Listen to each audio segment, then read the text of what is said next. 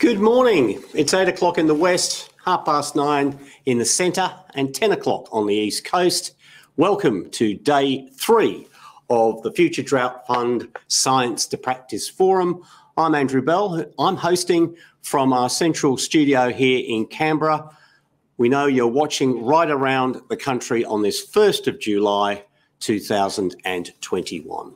Before we go any further, I'd like to acknowledge that this studio sits on Ngunnawal land, the traditional custodians of the land in the Canberra region. We acknowledge elders past, present and emerging, and our attendees at this forum, hundreds of you, you're attending on many lands, and we'd like to acknowledge those lands as well. Well, it's day 3 and it's going to be quite different to days 2 and days 1. And if you'd like to tell us if you've been with us all the way through or just for today, have a look at a poll that's running today on the Hop-In platform. We're going to be going live for the next hour and a half here in the studio. We are following COVID guidelines, rest assured. Masks are being worn behind the scenes. We're wiping down chairs and all the things we need to do to keep ourselves as safe as possible. But we're going to start with 4 live presentations, and it's my great pleasure to kick off this morning by welcoming Joanna Stanion, who's First Assistant Secretary of Agricultural Policy at DOR, the Department of Agriculture, Water and Environment. Jo, welcome to us and start us off on day 3, please. Thanks, Andrew. It's great to be here with you today. So thank you for the opportunity to open the final day of your first annual Science to Practice Innovation Forum. So the forum has brought together a wide range of voices to build the foundation of drought resilience in our regions, and it's been really fantastic to hear from some really interesting speakers over the past 2 days and to hear from the drought and innovation hubs about their plans going forward. And we'll have the final 2, Victoria and South Australia, today. And it's been great talking to the team about the level of engagement that all of you have had and the discussions that have been going on during all the presentations and the panel sessions. It's really exciting 3 days for you. So we know that drought is an enduring feature of the Australian landscape and the significant economic, environmental and social impacts it has on farmers, communities and the landscape. That's why it's great to see the establishment of the 8 drought hubs and the benefits of bringing together researchers, primary producers and community groups to enhance drought resilient practices. So we'll look forward to hearing and seeing how the drought hubs grow over the years and become flagship precincts for agricultural innovation, ensuring research is accessible, it's making a difference on the ground to farmers, and it's increasing opportunities for commercialisation of innovation. And their first session this morning that I'm opening is Connection to National Priorities. And this session is a great opportunity to hear about some of the other key initiatives that the department is undertaking to support the growth of a resilient, sustainable and productive agriculture sector. In particular, you'll hear from my colleagues who will discuss the National Soil Strategy, the Agricultural Stewardship Package and the National Agricultural Innovation Agenda. But first, let me briefly provide some context on these initiatives and an overview of some of the key priorities for the department in the coming year. Since industry announced its goal to become a $100 billion industry by 2030, the government has been laying the foundations for farmers, fishers and foresters to take advantage of opportunities and be rewarded for their efforts.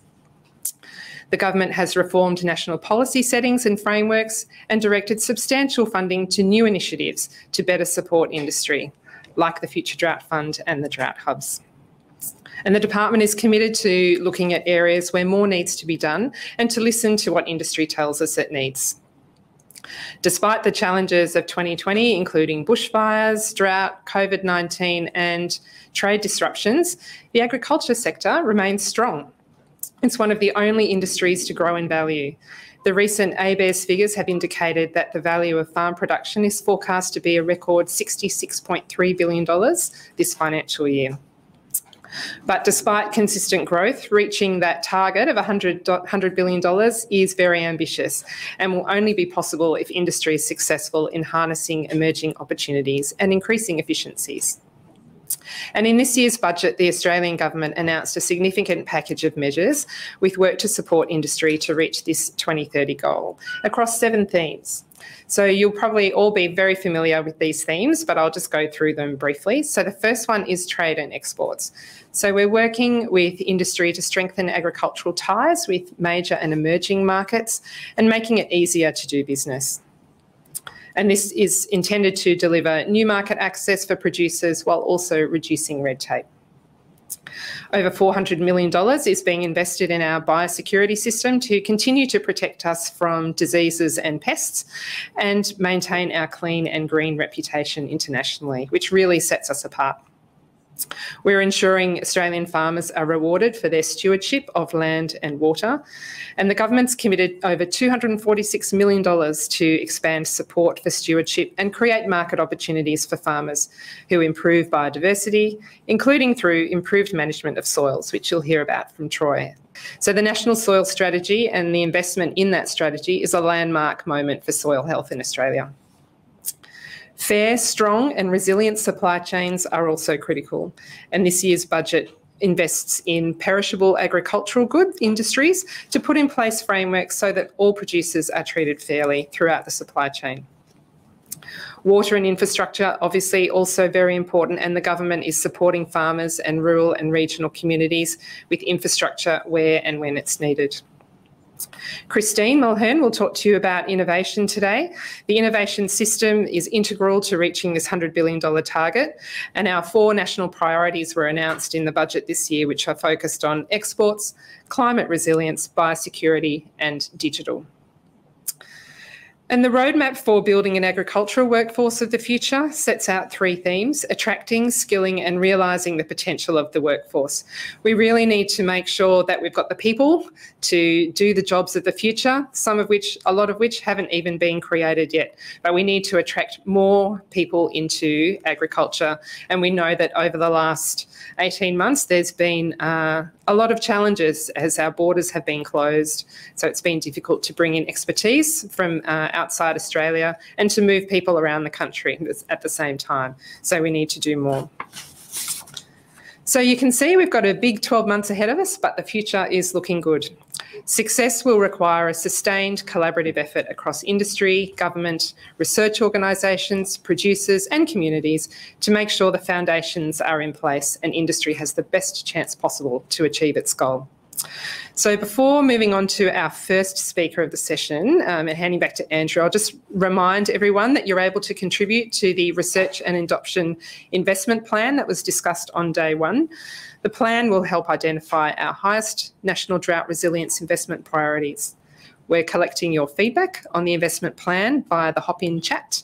So I encourage you to post your ideas in the chat as they come to you and use the hashtag investment plan so we don't miss your feedback. So thank you for having me here today. Thank you, Andrew. I hope you enjoy the rest of the day and in particular this session. Thanks very much, Joanna, and kicking us off for this day 3. And talking about the Hop-In platform, there are lots of things you can do there.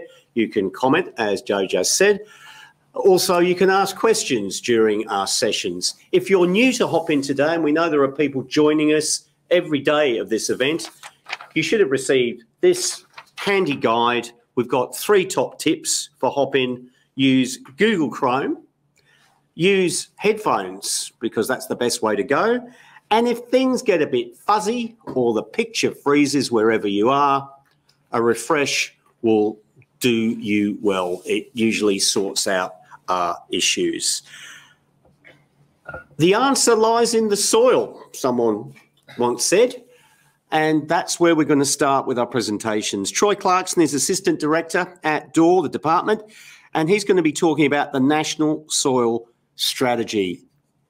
We were told yesterday by Jay Kennedy that that all things come from country, all things agricultural, well, many things agricultural come from the soil. This is a key element. Troy, let's hear what this soil strategy is. Great, thanks, Andrew. Absolutely, everything does come from the soils, and today is an exciting day when I can talk about some of the new measures the Australian government has committed to improving soils under its National Soil Strategy, as mentioned by Jo. So, As we know, $63 billion per year comes from an economy from agricultural production alone, and most of this comes from the soil. 95% of our food comes from the soil. So the way we manage our soil is critical and crucial. We're looking to increase productivity by 58%. And of course, the answer, or a lot of the answers, come from the way we improve, the way we manage our soils. So soils is an opportunity. It's an exciting area where we can start to understand our soils and better manage them. And certainly the measures announced by government recently is to do exactly that, understand our soils so we can better manage them. So why soil is important for drought resilience? Well, obviously, what we need for plants is not only soils, but also water storage. And certainly through improved management practices and improving soil carbon, organic matter, soil structure, infiltration rates, we can store more water in the soils and provide a more resilient landscape when it comes to droughts. So soil management is crucial, and we'll talk about some of the measures about how we can improve soils. So government launched the National Soil Strategy with budget back in May this year. The National Soil Strategy primarily came about back in 2019 when the Prime Minister announced the national need for a national policy on soils. And that came from the good work of the previous and late National Soils Advocate, Major Michael Jeffrey, who has been advocating the importance of soils over a number of years, and certainly has then led to this commitment from government and this significant funding, which hopefully will start to get a better understanding of how we actually progress to improving our soils across the landscape.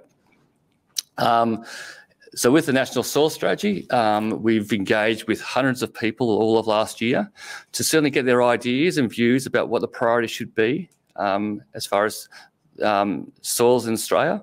And this has now been captured effectively in the strategy. And now we're looking to move forward to improve the way we manage them. So underneath the strategy, our vision is Australia's soil is recognised and valued as a key national asset by all stakeholders. It is better understood and sustainably managed to benefit and secure our environment, economy, food, infrastructure, health, biodiversity and communities now and into the future.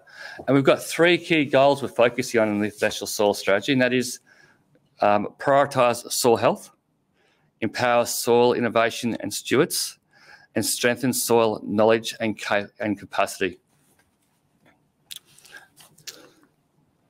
So with the National Soil Strategy, we also recently launched the Commonwealth Interim Action Plan.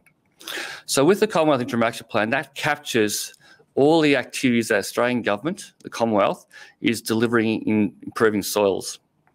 So this is just a starting point.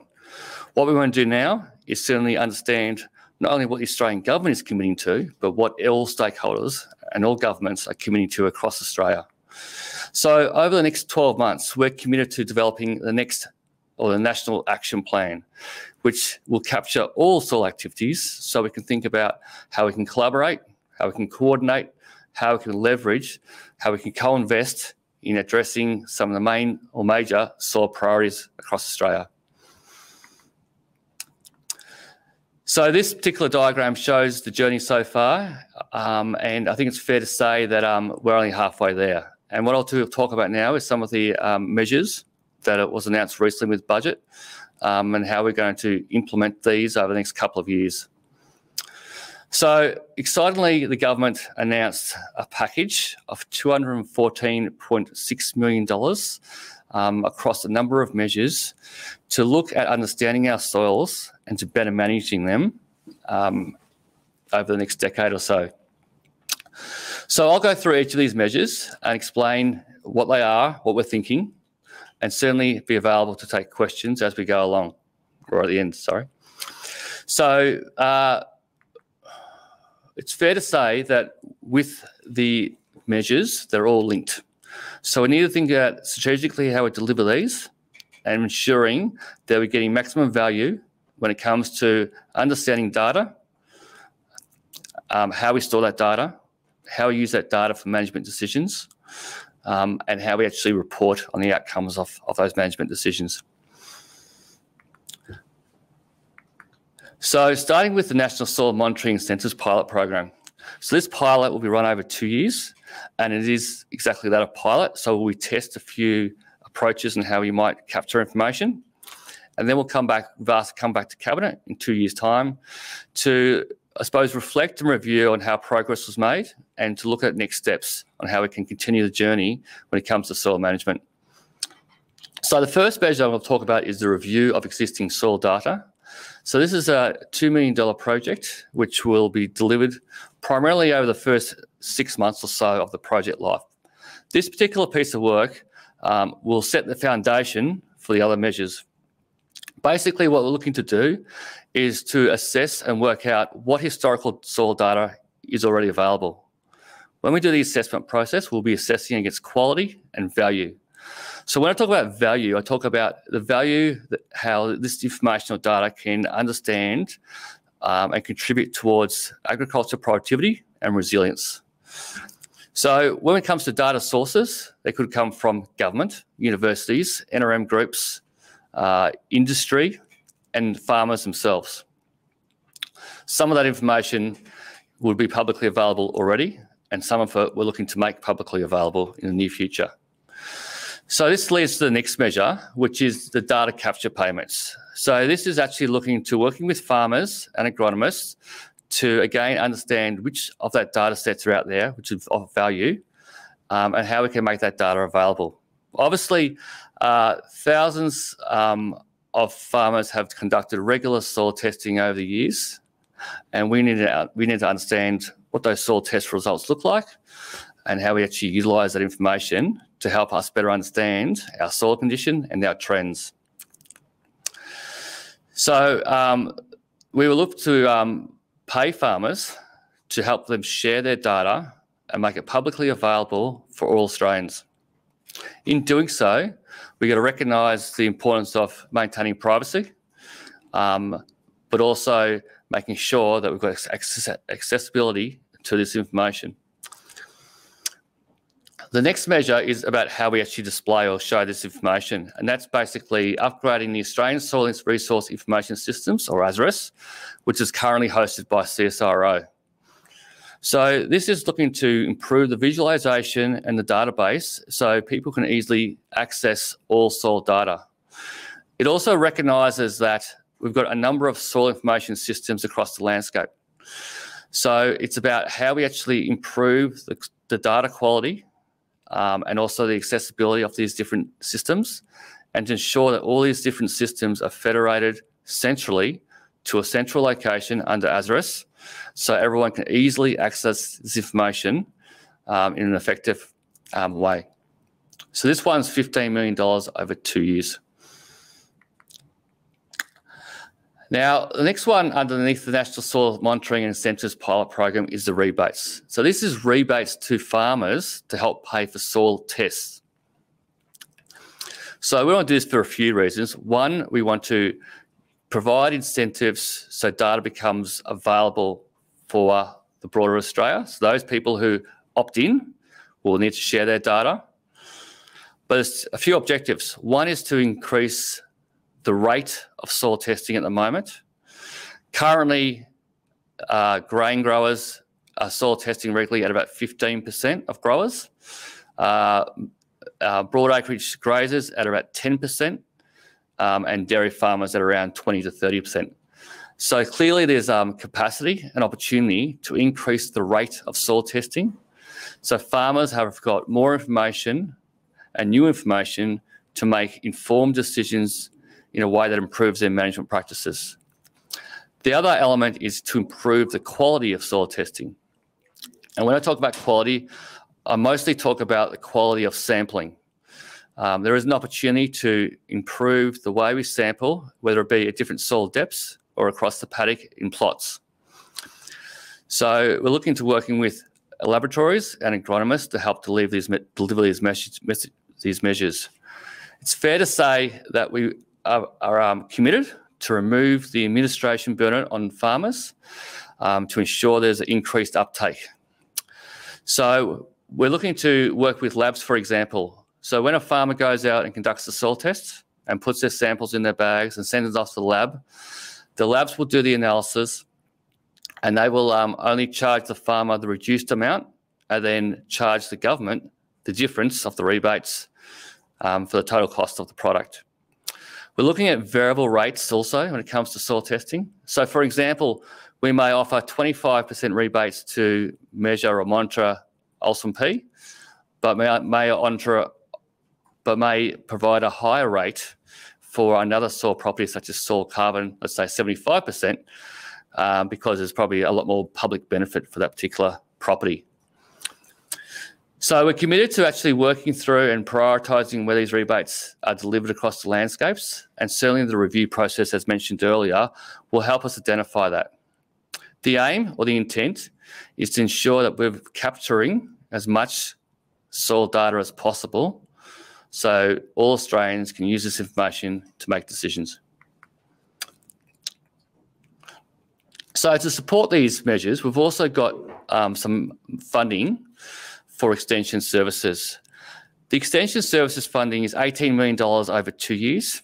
It should be recognised this is not new funding. This is actually existing funding from the Smart Farms Small Grants program.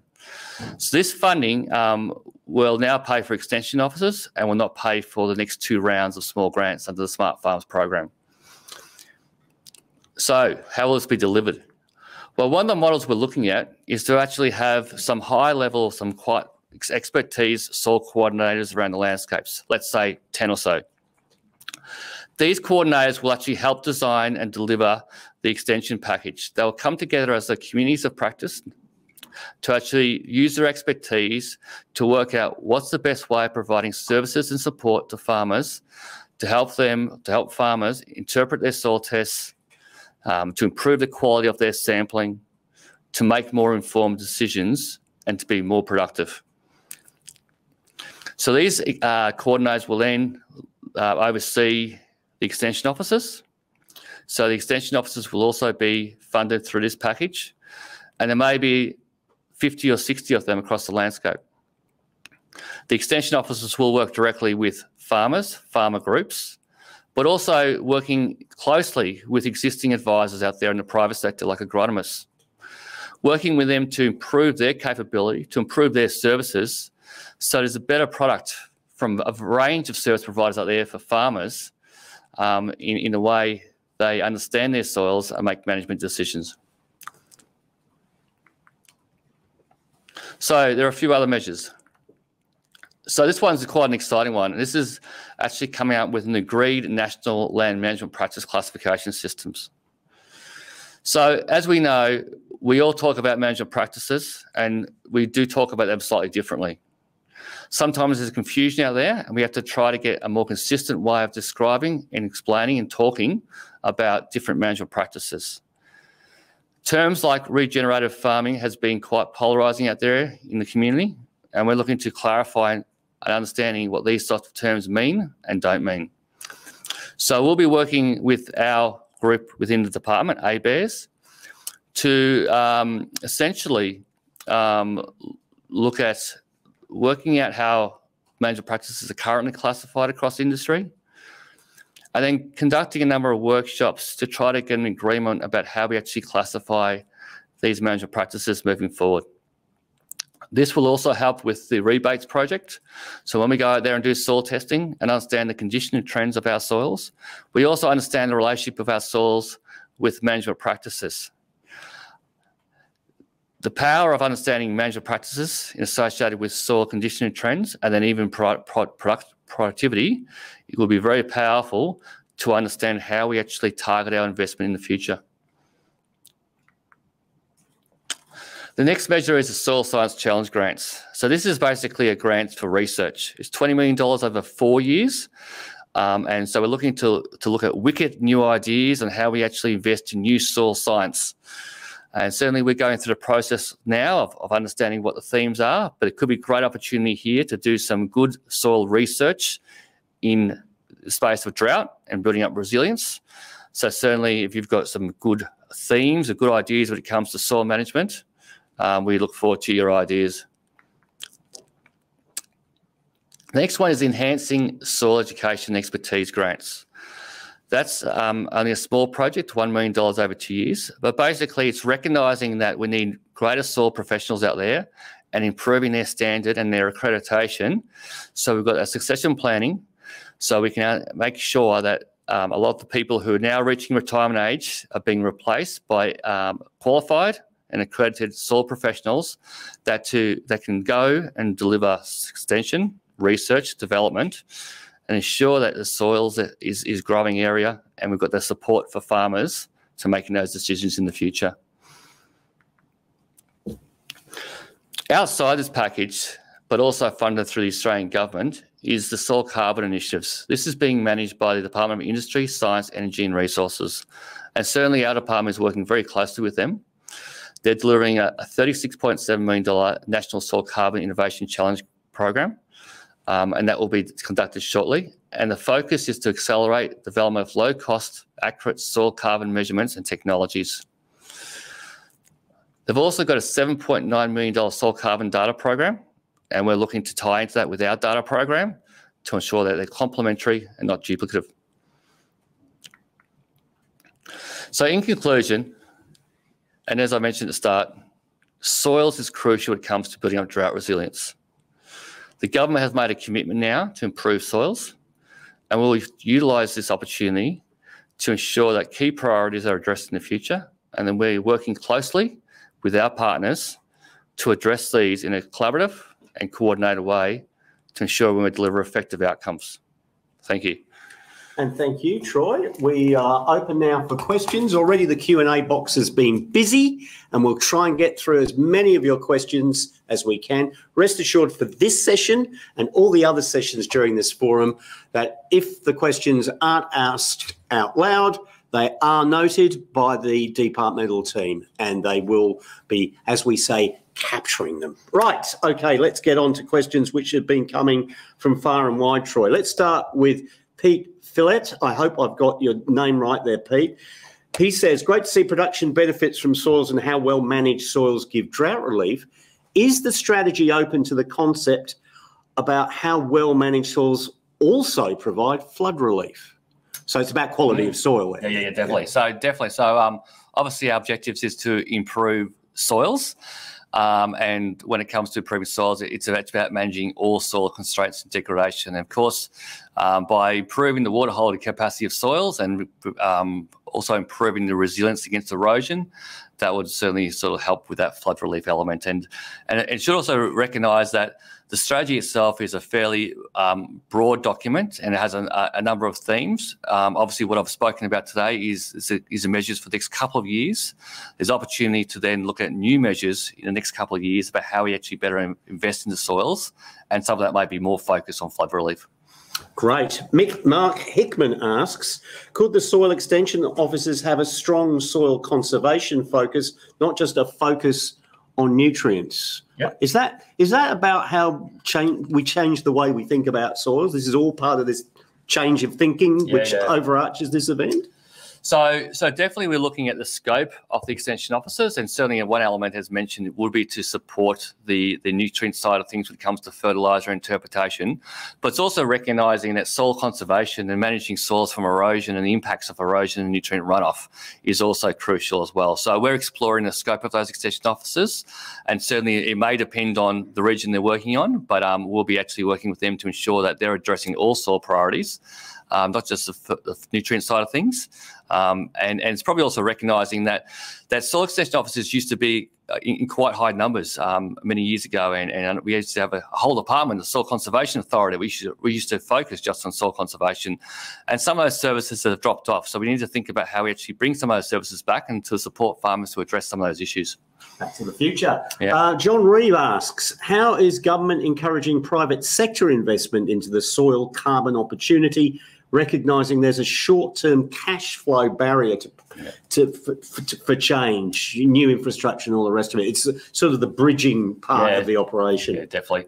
So that's going to be critical. And through the development of the National Action Plan, obviously we're looking to understand and recognise all soil activities happening out there from various departments. That includes how we improve soil carbon. So we'll look to capture that in the action plan and work out how we can potentially co-invest with the private sector in that area, and certainly be working closely with the with DISA, Department of Industry and Environment and Resources, who are focusing on that particular element of soils to ensure that that's an opportunity there for co-investment. The questions are coming in fast and furious, which is fantastic. Sharon Watt asks, do existing accredited laboratories have the capacity to accommodate the likely increase in demand for soil testing? Yeah, good question.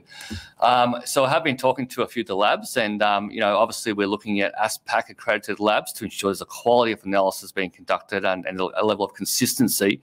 And certainly the labs have indicated they've got the flexibility to actually up their skills and up their staffing and their resources to support the hopefully the increased demand in soil testing, because that's exactly what we're after. And it's also probably recognising that these type of rebates have been delivered not on a national scale but on a local scale, and there's been really good outcomes from that process, because not only do farmers jump on board, but as a result they also increase the quality of their sampling even beyond the life of the project.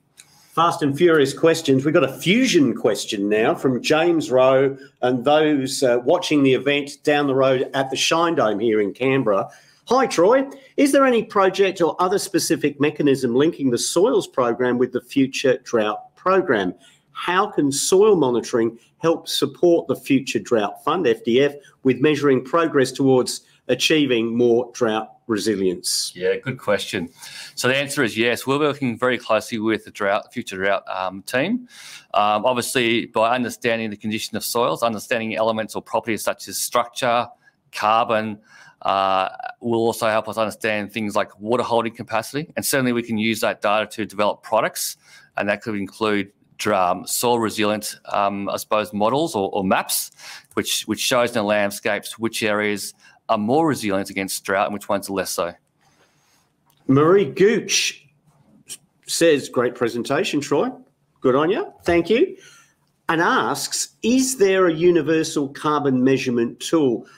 She says there's a deal of confusion about which one to use, adding the noise out there is very loud. Yeah, good question. And it is loud, and it's probably recognising the measure I mentioned on the soil carbon innovation sort of grants, and that is to look at things like how we get some more accurate and effective ways of measuring soil carbon, obviously at a paddock scale. So we'll be working with various agencies to actually work out the best way forward. So I suppose we haven't got the answer now, but we're certainly looking to answer that question in the future. I think we've got time for just one more question coming from Tony Kennedy.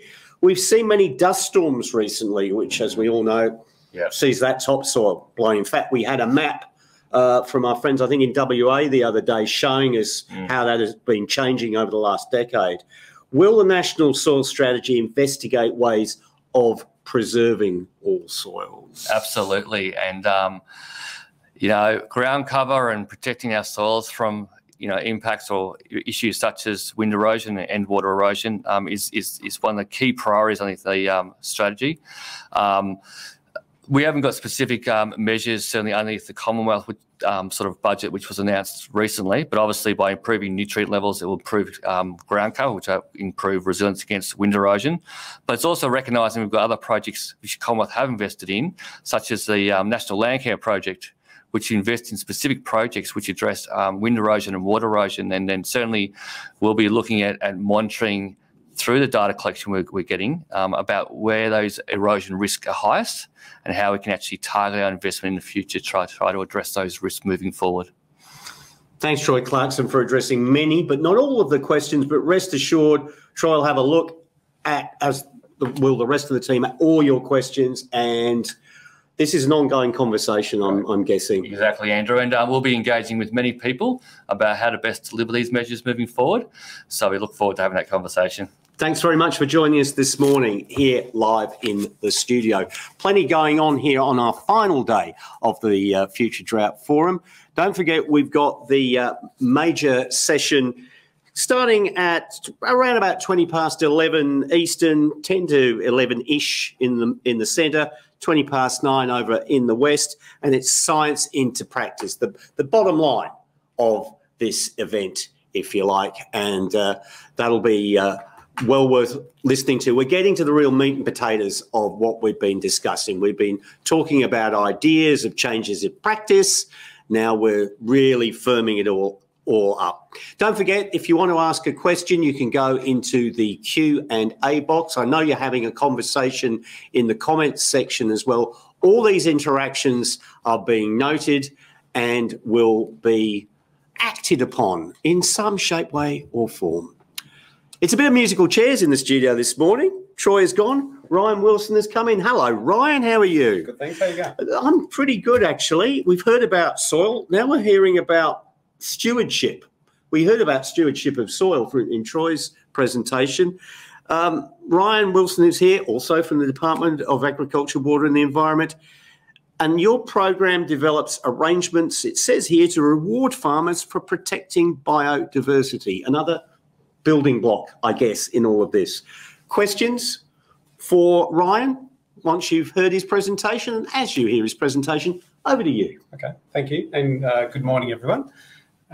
So yeah, as you say, it's about stewardship. This time about biodiversity is really the focus here, and that's sort of recognising that farmers are, many farmers can have biodiversity assets on their farm, or could improve those assets. And there's a real commitment from the government and Minister Littleproud in particular to identify opportunities for farmers to be rewarded for that stewardship of biodiversity on their property. So I'll go through the outline of the program here. So this is the Agriculture Biodiversity Stewardship Package overall. It has these sort of main components. So there's a couple of biodiversity stewardship pilots, and that's one of those has been there's been a bit of social media coverage of that recently. We just closed for applications. So I'll talk about those pilots in a little bit of detail.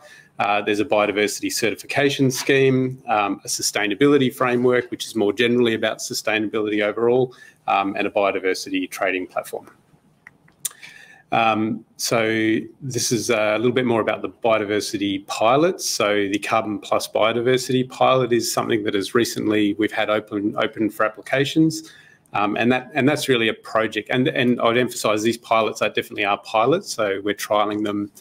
We're trialling in certain regions just to get the protocols tested out and make sure it's working before looking at more wider application. And definitely the Minister is ambitious to apply these more widely.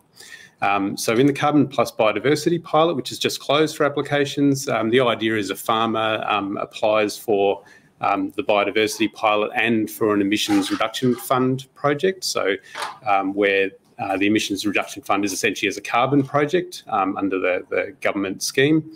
And there's essentially they do a new plantation, but they do that plantation according to certain biodiversity protocols that have been developed in collaboration or by the Australian National University. So really, and in consultation with regional stakeholders to make sure the biodiversity plantations are appropriate, or the most appropriate for those particular regions.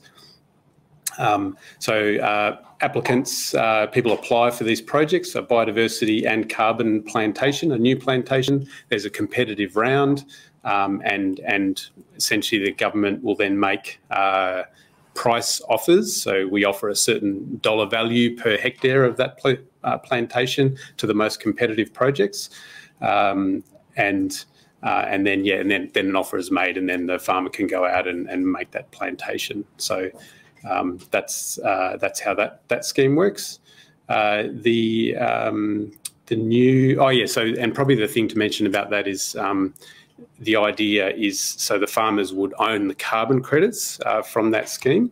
So that's a potential future. So carbon credits can be sold at, under various arrangements, either to the government as part of their carbon, goals, or to the private sector. And then that biodiversity payment upfront makes the project overall an economically viable sort of arrangement. And as I was saying, these are pilots. So the idea is we're really testing this as to do it in the way that the private sector would buy carbon credits with a biodiversity component. So the idea is to trial that, to set up the technical protocols, to test those in a scientific way to make sure this all works, and then with the longer term vision of taking that to market and getting private sector investment, because there is some interest in private sector investment, which in biodiverse carbon, which I'll talk about a bit more later. The other pilot is enhancing remnant vegetation. So that's really where a farmer has some sort of significant vegetation, like native vegetation on their farm already. And under this scheme, which we haven't opened for applications yet, we're sort of in the sort of final program design phase. Under this scheme, a farmer could undertake to do certain actions to improve, enhance that vegetation in some way over and above just what they're basically required to do under environmental law, and then receive payments for that. Again, like both of these pilots are essentially long-term commitments, so you commit for the long term to do these things, which gives the purchaser of that biodiversity some sort of assurance they're buying a real thing, but also then creates an alternative income stream for the farmers that are participating, that isn't really dependent on the wet stuff that falls out of the sky. So under this enhancing remnant vegetation pilot, we're looking to open that in sort of later in the year, and in the pilot looking at around potentially 140 farms depending on the level of interest. Okay, so those are the two pilots. Again, just emphasising we've been working a lot with ANU on this to design all the technical kind of protocols and the way in which we'll do the piloting. So we are really trialling that and looking to see what, how to make this work well so we can, over time then scale that up. The other thing I mentioned, the Farm Biodiversity Certification Scheme. So this is really about farmers who are doing the right thing and doing what's appropriate in their region as well, because each region is very different. And this is where farmers can get essentially a tick, a green tick of some sort, that they're doing the right, biodiversity friendly actions on their farm, and that could be plantations or revegetation or certain management actions for their existing biodiversity. And the idea of that is that there's this sort of growing interest in sustainability credentials of many sorts, internationally as well as in Australian purchasing. So the idea is that farmers who are doing the right thing in a biodiversity sense will be able to get sort of a certification for their product. So we've got, like the others, we've got essentially the technical designs for this scheme, and we'll be sort of working to trial that later through the course of the rest of the year, and integrating those with the two biodiversity pilots that I mentioned before. So this one's missing the title, but what this is the sustainability, Australian Agriculture Sustainability Framework. So one thing agriculture stakeholders have been saying for a while is there's lots of different sort of sustainability standards out there. There are a lot of private standards, of one sort or another. And so the idea of this one is in collaboration with the National Farmers Federation, is to look at all the different schemes out there, look at the way these sorts of sustainability schemes operate, and come up with, I think, what our slightly bureaucratic term, the meta standard. Essentially, the idea is what's that common standard that unites them all and is the best way of doing a sustainability standard. So it very much leaves with industry and different sectors their own. They have to have their own sustainability standards that are right for them. Cotton is not livestock, is not horticulture, and so. But what this does is this creates that common kind of benchmark that everyone can use as the reference point, and we'll sort of again link in with the other bits of work, particularly the certification scheme. So the NFF is working with a bunch of partner organisations to develop the sort of technical details of that at the moment. You know, in the coming months, expecting there'll be some sort of consultation. There's been a bit of consultation and work with stakeholders already. So we're now in that kind of, you know, at the pointy end of working out exactly what's going to be in this thing and checking that out with all the stakeholders. Again, we seem to have missed the title on this one. This is a biodiversity trading platform. So I was saying the whole uniting idea of a lot of these bits of work is that it's about trying to leverage that market interest. So there is some private sector interest in paying for biodiversity of one sort or another. And the pilots and the certification scheme that we're doing are really the technical protocols about how do you actually do that on a farm, what's a sensible way to do that, what sort of legal agreements need to be involved, what are the prices that people are willing to pay or that a farmer is willing to do these projects at certain prices. So that's what all the previous bits of work are about. This here is really about providing that platform where those who want to buy biodiverse carbon, say, or a you know, improved biodiversity in a yellow box woodland or something like that a farmer might have. This is a place where both buyers and sellers can go to a little bit like a Gumtree, but a Gumtree with the Gumtree app, but with quite fancy maps sitting behind it, spatial information, so people know what assets are out there. Buyers and sellers can go and register on this platform, and that allows them to find each other and you know, essentially make a commercial sort of arrangement, or potentially with governments as well. So this is all about the voluntary market, so we're not getting into sort of compliance markets at this point, but there definitely is a voluntary market there around biodiversity, which I think brings me to the last slide. Just a quick, I'm talking about markets, and this is really what the vision is with all of this, is to actually leverage that private sector interest in paying for biodiversity services, and then finding ways that farmers can be part of the action on that. So, for example, biodiversity markets, some profit and not-for-profit organisations are keen to invest in either new or enhanced biodiversity. There are businesses that are out there that have carbon targets, so they have net zero targets as a business, but they don't want just carbon, they're looking for carbon with biodiversity. So that's a real opportunity there. Banks and lenders, you know, potentially have an interest in the sort of productivity improvements you can get on farm through biodiversity stewardship actions. And as I said before, there's a market demand for sustainability, you know, credentials of one sort or another. So there's a real sort of opportunity growing here.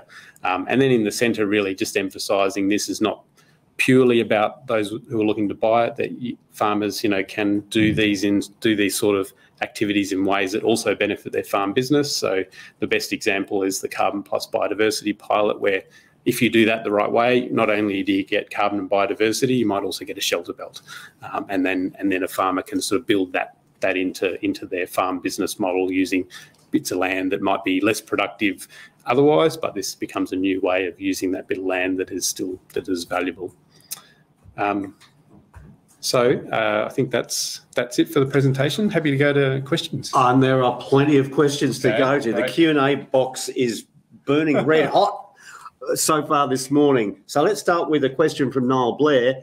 How are you going to connect with existing schemes, such as the New South Wales Biodiversity Conservation Trust? Yeah, so we're in all of this, we've been very aware of what the other schemes that are out there, particularly the state governments, the Biodiversity Conservation Trust. Also, Queensland has the Land Restoration Fund, and some of the other state governments are looking into similar things. So we're working closely with them just to make sure there's no, you know, we're not duplicating or creating competing schemes, because, you know, we don't want to make life harder. But at the same time, this is a new endeavour. So we do have to, everyone is trialling these things, and we're all talking to each other about the lessons we're learning. And there are, you know, there'll be ongoing conversations with state governments, in particular, about making sure we're doing that in a complementary way and, you know, constructive federalism rather than competitive. Still on the sort of duplication area, Julian Mackay asks, can you double dip for biodiversity There you are. I did it. Diodiversity. No, I knew I was going to do this. And soil carbon, or is it tree carbon only? Asked Julia. So these schemes that we're talking about are about vegetation. So it is the tree carbon.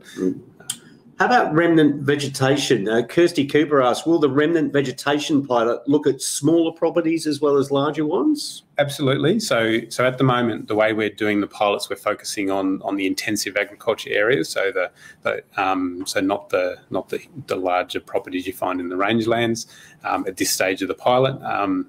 And there are some other schemes that focus more on the rangelands, for example, in Northern Territory.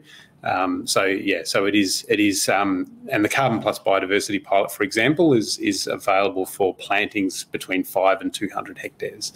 So not necessarily those very large projects. Nicole Reichelt asks, what about livestock producers up north who graze native pastures and grasses? Planting shrubs or woody vegetation for carbon credits is disturbing these pasture systems. What are their options in all of this? That's a good question. It probably depends a lot on the property itself and the vegetation. So there's no one size fits all. There's no one size fits all, and that's partly why we're trialling. So we got a trial. We're using the NRM regions. We got 6 NRM regions, and we're really looking to learn lessons like this. So when you try and do this thing in this region, you go, there's some rule in state legislation that we didn't think of, or how does that actually make most sense in this type of pasture system, So I think those are the sorts of lessons we need to learn in our pilots. But it would depend on the pilots. So potentially under the enhancing remnant vegetation, that might still be an option where you do some sort of management action that improves that native vegetation, native pasture. But you can do that as part of a productive farm business. Elizabeth Coonan's asking, in what ways have these approaches been developed using local, place-based or Indigenous knowledge to identify approaches to improve biodiversity? That is getting right to the hyper-local, I guess. Yeah. So we're definitely we're working. We've got a collaboration with the NRM regional organisation, like in each of the regions. So we're working with them on getting that local knowledge built in to the program as much as possible. But again, we can always learn that. As we roll that out, I think that is something we'd be keen to keep doing through the local organisations. We're looking ahead, but Mari Gooch has a question that's sort of looking ahead, but also looking in the rearview mirror somewhat. Is there scope with the new measurement tools to measure existing plantations, that meaning reward those who've been investing in this space on their farms for many years, so that there's an encouragement element there? Yeah. Certainly the measurement tools potentially could be useful in that. And there are a lot of things, like our measurement tools are sort of based upon sort of existing science and some of the existing carbon, like the carbon models. I think the model's called FullCam for those that are familiar with the technical details. So there are carbon models that are being used as part of our program. The program itself is based on, new vegetation, or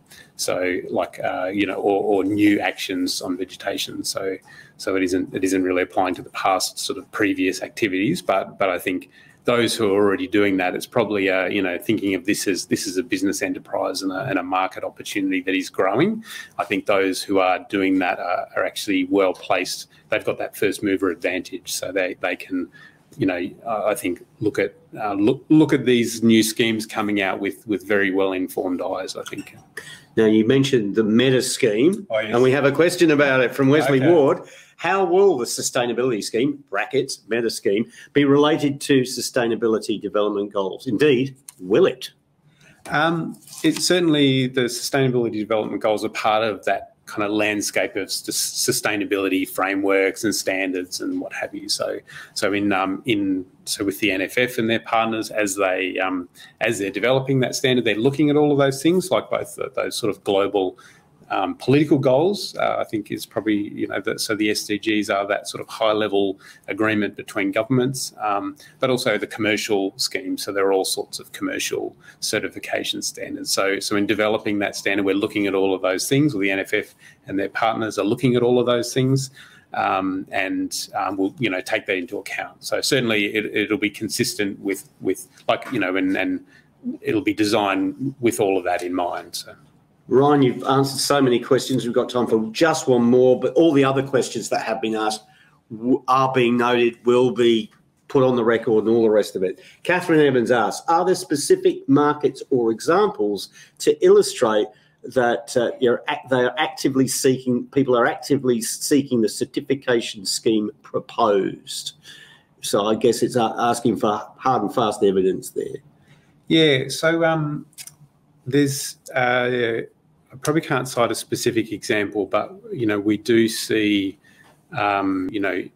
governments looking more and more intently at sustainability standards, and biodiversity is a current focus globally. So if you look at all the the G20s and the COPs, the conferences of parties on climate and biodiversity, there's a lot of talk about biodiversity globally among government, and so that's really a signal of where policy making is going. But you see particularly in the European markets, and now after Brexit, with the UK, that sort of made that more complex. But there is this sort of real there's this real signalling going on, and that is seeking those sustainability credentials. And I think that certainly anecdotally there are commercial examples, but it is a growing thing. So there's probably a real life commercial element now, and there's also a strategic element where this is coming. The train is coming down the lines, and we need to be ready. Ready for that. Yeah. Ryan Wilson, thank you so much, and thank you for being so open to answering all those questions. I, for one, cannot wait for Gumtree to actually live up to its name, if you like, with that app. But anyway, thank you so much for joining us. Thanks, everyone. Another live presentation here from the Future Drought Fund Science to Practice Forum. If you've been sending in questions, thank you so much for engaging. Also in the chat that's going on in the comments section. Well, our next topic, agriculture innovation agenda. We're all about that here, and we'll be hearing indeed from how that's been approached from our last two hubs a little bit later on today. That's South Australia and Victoria. The hubs, the lucky last two, will be coming along at about 1:30 Eastern, 1 o'clock Central, and 11:30 in the West. That's after our lunch/brunch break. Christine Mulhearn is a director at the department. Hello, welcome onto the set. And you're going to be talking to the agricultural innovation agenda. Only 3 words. I'm guessing it's a pretty long agenda. Over to you. Thank you for having me. It is a big agenda, but I first want to start out with a little bit of a story.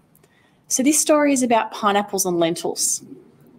And I know that makes people laugh and think, well, what does that mean for innovation? But it's really about the mindset you have and how a producer, and it doesn't matter what you produce, whether that's a pineapple or a lentil, or you grow wool or wheat, or you're part of the supply chain, but how do you think a little bit differently? So pineapples are a lovely thing. They're in season right now, and you go to the supermarket and you see nice big groups of them. But actually, most people don't buy a pineapple from the supermarket. Woolworths like to sell them because they tell me about 8% of, when there's a big pineapple display, their market goes up about 8%. People buy more things. They buy more juice. They buy more tropical fruits. They think summer's coming. But the pineapples we sell aren't quite that great.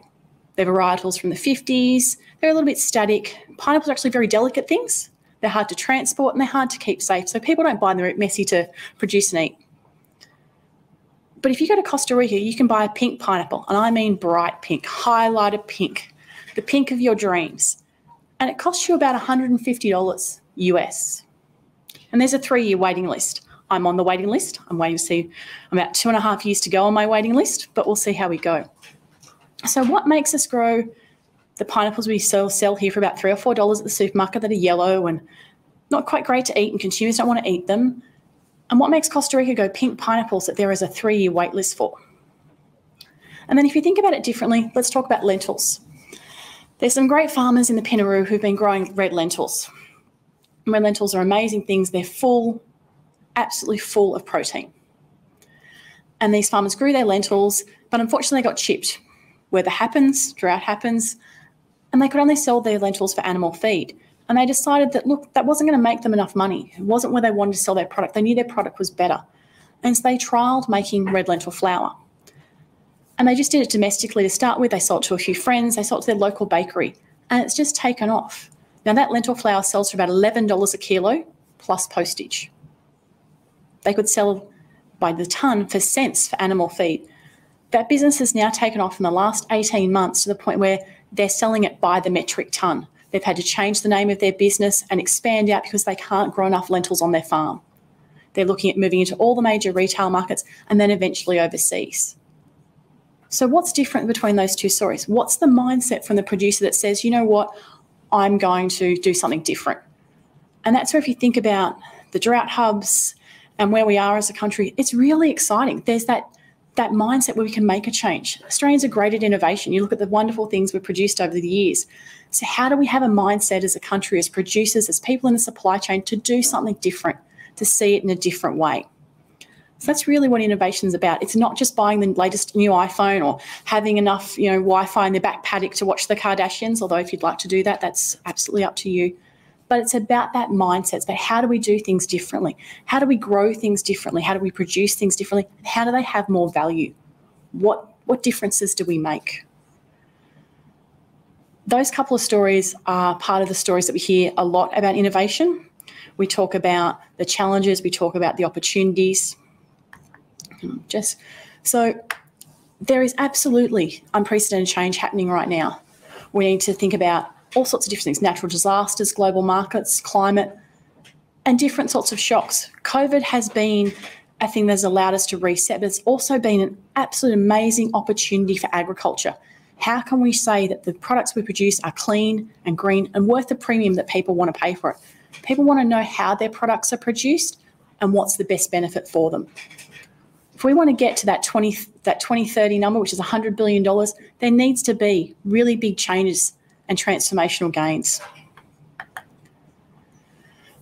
This space is really crowded. When I talk to lots of people across the country, as I do, there's lots of different things happening and people don't always know what to use and how to use it. And so part of what we're trying to draw together is, well, what is the system? And then how can we better use it? How can we utilise all the wonderful things that are happening to be a bit different and a bit better? The National Agricultural Innovation Agenda was going to start with a policy statement with 4 new priorities. We talk about different things that are happening and different ways of being, but as I said, it's not just about the big picture, it's about what you can do on the ground and how you can do it differently. There'll also be a digital foundations for agriculture strategy because, yes, digital is very important. Digital is a way we can do all sorts of different things. You're going to be talking to Agricultural Innovation just after me, but Agricultural Innovation Australia has been set up by the 15 research and development corporations to look at the big cross-sectoral challenges, climate, soils, like the information you heard from Troy earlier, but talking about there are things that no matter what you produce or how you produce it or the supply chain you're part of, impact us all. So how do we put our money together and get the best bang for all that information? How are we going to work out how to have different trade partners, how to get goods overseas in a different way, and how to export those premium value products? How do we sell a pink over a yellow pineapple? GrowAg is another thing that I really wanted to talk about quite briefly. So GrowAg is a website where you can look at all the levy-funded research projects that have happened across the country, and investors can find Australian partners. It's really important that we start to commercialise and bring forward some of the great research that we have. How do we put it into practice? How do we use it just not here in Australia, but how do we sell overseas? If you think about mining, which is a big part of the Australian landscape, mining in Australia is not just about the goods we get out of the ground. It's actually about the expertise in mining that we sell to the world. Lots of Australian companies sell their mining expertise about how to do it. Australian agriculture is some of the best in the world. So where are we setting up how to sell our expertise to the rest of the world? And GrowAg helps us do that by partnering with different types of people to say, this is the best that we can offer, this is the best way we can do something, and here's how we're going to take it forward. And finally, the hubs. The hubs are really important. They contribute to that innovation agenda in saying, here is how we can accelerate that innovation. Here's how someone can experience innovation. Someone can come to a hub and say, I don't know how to do this, or I've heard about this thing and I want to try it.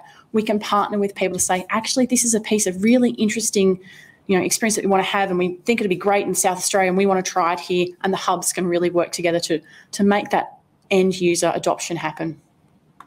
And that's really it for me. Q&A time for people out there. Ask us your questions. I'm going to ask the obvious question. When are you going to be bringing the pink pineapple to this table? I am very excited about pink pineapples, and I am looking for anyone who'll be willing to grow one with me. We're talking to a few different partners about how can we get a pink pineapple here, and what are the obvious things that can happen. A pineapple worth $150 US in terms of an export market. We're much closer to Asia than Costa Rica is. So how do we change those barriers? How do we get a grower's mindset, a supply chain mindset to give it a go? It will be hard. We don't have the same soils. We don't have the same kind of tech. But how do we change our mindset?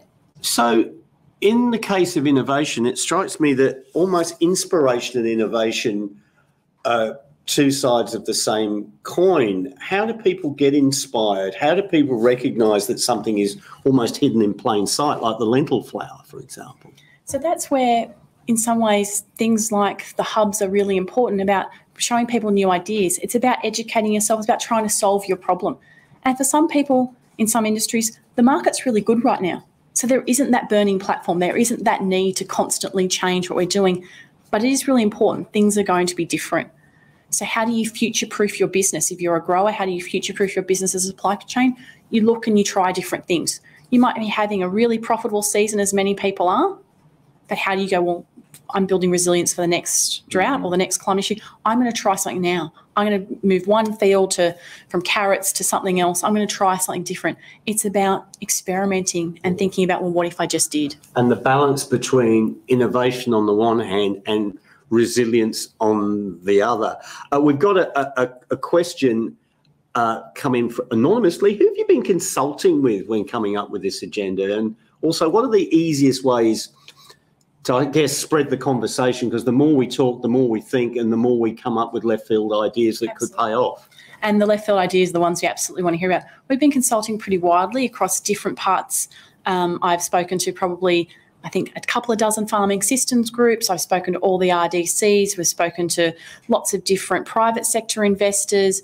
We're willing to talk to anyone. So if you're really interested in having me come and see your farming system group or your growers group or your state government, absolutely get in touch with the department and we'll come and talk to you about it. The conversations, how formal do they need to be? How if you like, controlled? Can you identify end games broadly and try and shape the conversation? Yeah, absolutely. Part of the development of the policy strategy is to look at some what we call key themes, key missions, and they're really about signposts. So how someone innovates will be different depending on what you produce and where you're at. But it's about we're all moving forward in the same direction. So the idea of the policy statement is to identify about four key missions. We think about four, we're still working on them, to say here's the signpost at the end of the road, here's where you need to be, and how we all get there. We'll work there together. Elizabeth Coonan's asking you, how do you build social, importantly, and environmental, importantly, resilience to support innovation and provide that inspiration in the context of climate change, the changing of the season, and the increasing amount of extreme weather events? Yeah, absolutely. So I think one of the things that we talk about a lot is social license. You know, if you think about the social license for a good or a product, you know, if you look at the recent free trade negotiations in the UK and the EU, people want to know where their goods are from. They want to know what happened. They want to know how it was grown, what you used to produce it, and what happened during the supply chain. And they don't just want to know, they want it proven. They want to be able to look at their phone and say, this is the story of the grains that I grew. This is why it's important to me. And people will pay a premium for that. So it's about being able to demonstrate the really great things that we do here and why we do them. Paul McIntosh has been in the Q&A box. He's wanting a bit of a clarification from one of your remarks during your presentation. Are you indeed suggesting that we export agricultural expertise overseas? Absolutely. You know, one of the big things that we can do is we talk about growing agriculture at a $100 billion business. It's not just about selling the goods and services that we produce. It's about being a service provider. It's about saying, you know, here is the wonderful way we know best to grow and to adapt and to change, and we've done that through the drought. So here's how we might sell that expertise to a different country who's going through similar or same challenges and help them build up their agriculture as well. Is that going to be, for some people, a bit of a, no, well, every pun intended, I guess, a hard sell? Because knowledge is sometimes kept close, isn't it? Absolutely. And you see this, I know how to grow my particular product. Let's go back to pineapples. I know how to grow pineapples. I grow them well. It's part of my way of doing business. Sure it is. But there's still a market out there for not just, we don't export pineapples. We only produce them domestically. Actually, that's not true. Last year, for a reason I'm still unclear about, we exported $12,000 of pineapples to Vanuatu. I'm very unclear about why and how, because Vanuatu grow their own, but we just have our own domestic supply. So how do we, if we're going to look at doing things differently, it's about, well, someone else is going to grow their own domestic supply. Pineapples are really hard to transport overseas. Why don't we sell our expertise? We don't just have to sell our good, we can sell how we do it. And that's a great export for us as well. Christine, thanks so much for joining us. Pineapples, lentils, trees and soil we've heard about in the last hour, rounding off our live presentations from here in Canberra. Thank you so much for joining us, and thank you for all your questions, and they're being looked at and captured and all those things that we do. We're coming up very shortly to the Science into Practice segment of this forum event, but before we go there, let's hear a little bit more about something that was mentioned on Tuesday on day one, which feels like a week and a half ago by now, and Starasts' Climate video. Let's have a look at that. This presentation introduces Australian Climate and describes how it is being used across Australia. I'd like to acknowledge the traditional owners of the land on which we gather. I'd like to pay my respects to elders past, present and emerging. Australian Climate is a simple tool available for use on computer and mobile phone. It was developed for the Managing for Climate Variability program, and it's used in a range of industries to identify potential climate risks. It's facilitating discussion and planning in rural businesses. Climate incorporates historical weather data for locations across Australia. It includes 10 tools, and today I will show you 2 and highlight how farmers and advisors are using them. Seasons Progress is used to monitor the current season and how it compares with past seasons. It is used to adjust cropping inputs or plan livestock management. How Often identifies the chance of rainfall and temperature and is used to identify the chance of sowing events, frost or heat periods. Climate can help estimate soil water and nitrogen, potential yield, identify drought conditions and identify the likelihood of receiving hot or cold temperatures. In this tool, you choose rainfall, temperature, radiation or heat sum and your location and time frame. The graph shows historical data, median and the current year's data. You can highlight any of the previous years to compare this season with it. The How Often tool can be used to identify, for example, how often rain above, say, 20 millimetres over a 2-day period occurs in a date, range and location. It also identifies consecutive maximum or minimum temperatures or solar radiation. Climate has over 12,000 users across Australia. Farmers represent almost half of all users and advisors around 28%. Grains industry operators represent almost half of all users. Farmers are using Climate for planning crop and livestock management and inputs, understanding the weather, exploring likely scenarios, and developing management options ahead of time. Advisors are using Climate to improve their skills, help explain what happened during the season, quantify risk, and educate clients. 65% of user respondents to our evaluation indicated that using Climate had led to positive outcomes. 47% of user respondents believed that using Climate had improved their decision-making and advice. 33% of user respondents indicated that using Climate had improved income. Climate is used to facilitate discussions within farming businesses and families and with advisors around climate risks and management options. It has made it easier to access historical weather data and to quantify risk. Thank you. Everyone's your climate. Thank you so much, Anne, for that presentation. Right, we've had a very busy morning here in the studio, and it's been a busy morning of hearing information from our presentations here. We're going to take shortly a short break before we get into the Science into Practice session, which will take us up to brunch time. So nip out, do whatever you need to do wherever you are, perhaps even put the jug on. We'll be back very, very shortly.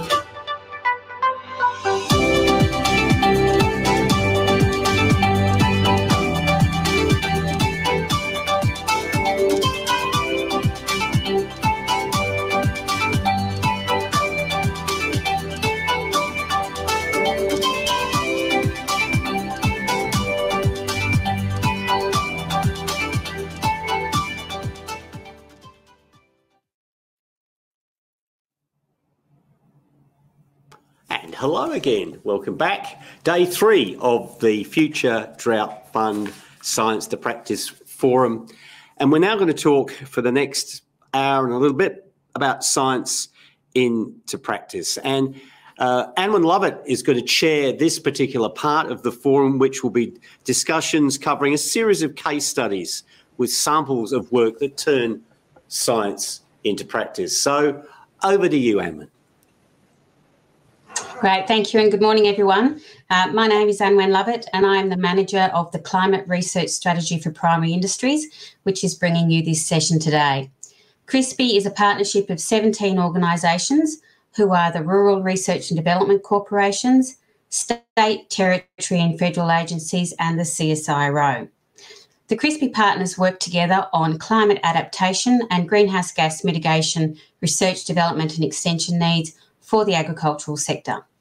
Today we're presenting 3 case studies which will give you a cross-section from Northern Australia through to southern irrigation regions about how research can actually feed into practice. Following the 3 case studies, we will be providing you with an introduction to the new Research and Development Corporation's Climate Initiative, along with a shortened session on the new Agricultural Innovations Australia. So without any further ado, I would like to move to our first case study, which is going to be presented today by Emily Corbett. Emily is a beef extension officer from the Queensland Department of Agriculture and Fisheries. She has worked for a number of years as a Jillaroo on northern Queensland cattle stations before studying a Bachelor of Agriculture at the University of New England. Emily is now 2 years into working as an extension officer and she is based in Mareeba, far north Queensland. She works under the Grazing Futures project and the e-beef project in Cape York and the Northern Gulf regions, and today she's going to be talking to us about Amber Station. Welcome, Emily. Thanks, Anwen, and thank you everyone for tuning in and listening to me today. I'm actually sitting in my car at the moment on my way out to the Northern Gulf, so I hope that you can hear me okay and the scenery that you're looking at isn't too bad. Okay, so, yep, I'll be talking about Amber Station. So just to start off with is a quote that I like. So this says, effectively, change is almost impossible without industry-wide collaboration, cooperation and consensus.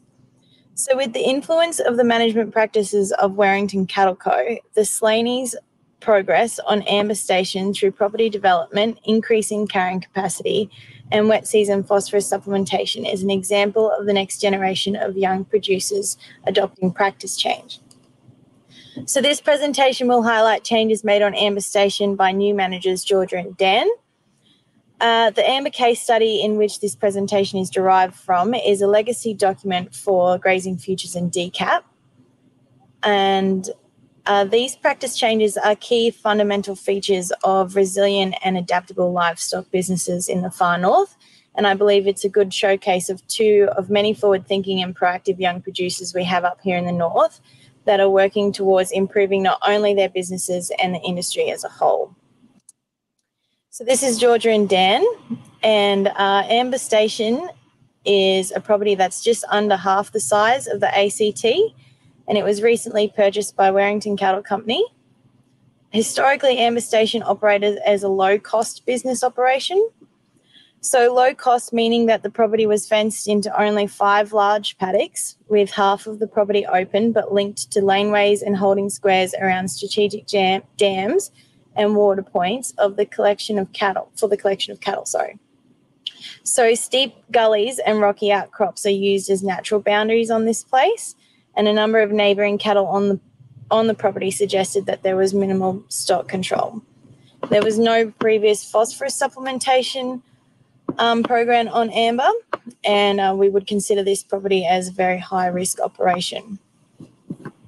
So at the takeover muster towards the end of 2019, Dan explained that visually the poor condition of the calves was a clear example of just how long the cows had been severely deficient, and as a result they were falling in a heap in the yards. So cattle that are acutely deficient in phosphorus can result in cattle with broken backs, high calf mortality rates, poor conception rates, and growing cattle with stunted skeletal growth and poor performance for the duration of their life. So as mentioned in the case study, Warrington Cattle Co has a long history of successful wet season phosphorus, dry supplement and wet season. For the breeder herds, and it was no surprise that the first management decision on Amber was to feed bulk bags of both wet and dry season supplements side by side. So just a statement that I just want you to sort of take in is that 2,000 cows that were purchased with Amber consumed 22 tonnes of phosphorus supplement in just 3 weeks. Dan explained to me that he had never seen such high intakes of phosphorus. Sorry, I just have some notes here.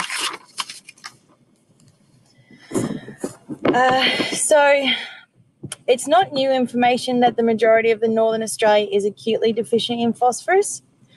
Unlike the Northwest, the Northern Dry Tropics of Queensland does receive a guaranteed wet season every year over summer.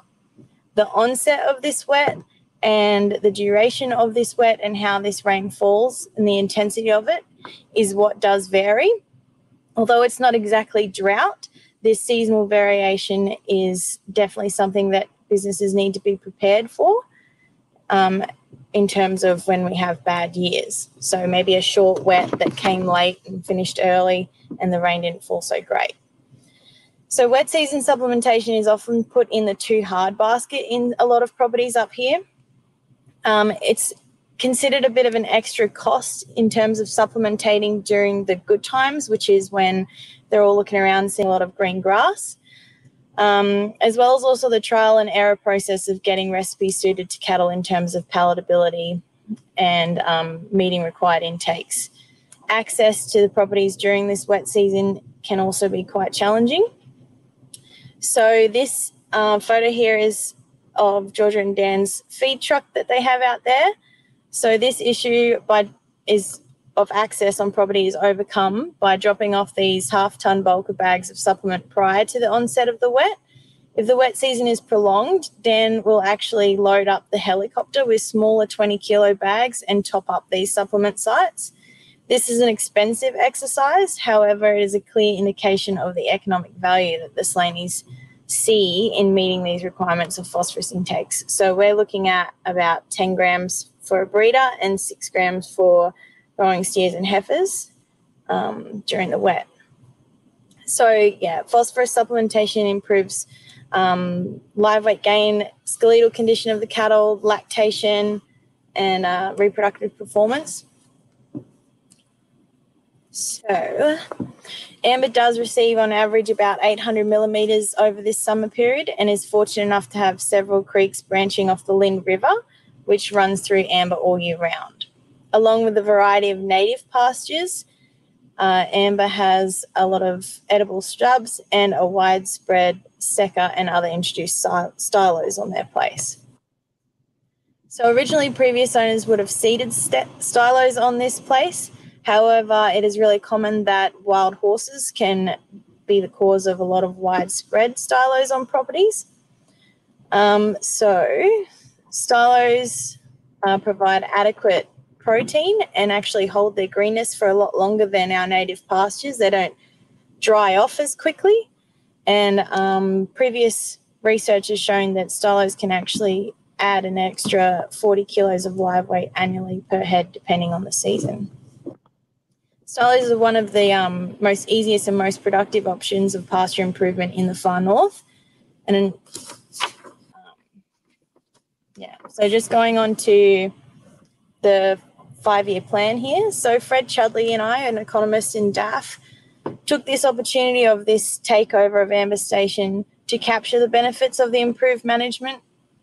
The current property management plan, developed by Georgia and Dan in conjunction with Werrington Cattle Co., focuses on implementing phosphorus in both wet and dry season supplementation, investing in yards, fences and waters to improve the carrying capacity and running efficiency of amber. Only breeders with better reproductive performance will be retained, and herd bulls will be selected on an objective criteria that focuses on improving herd fertility, temperament and survivability.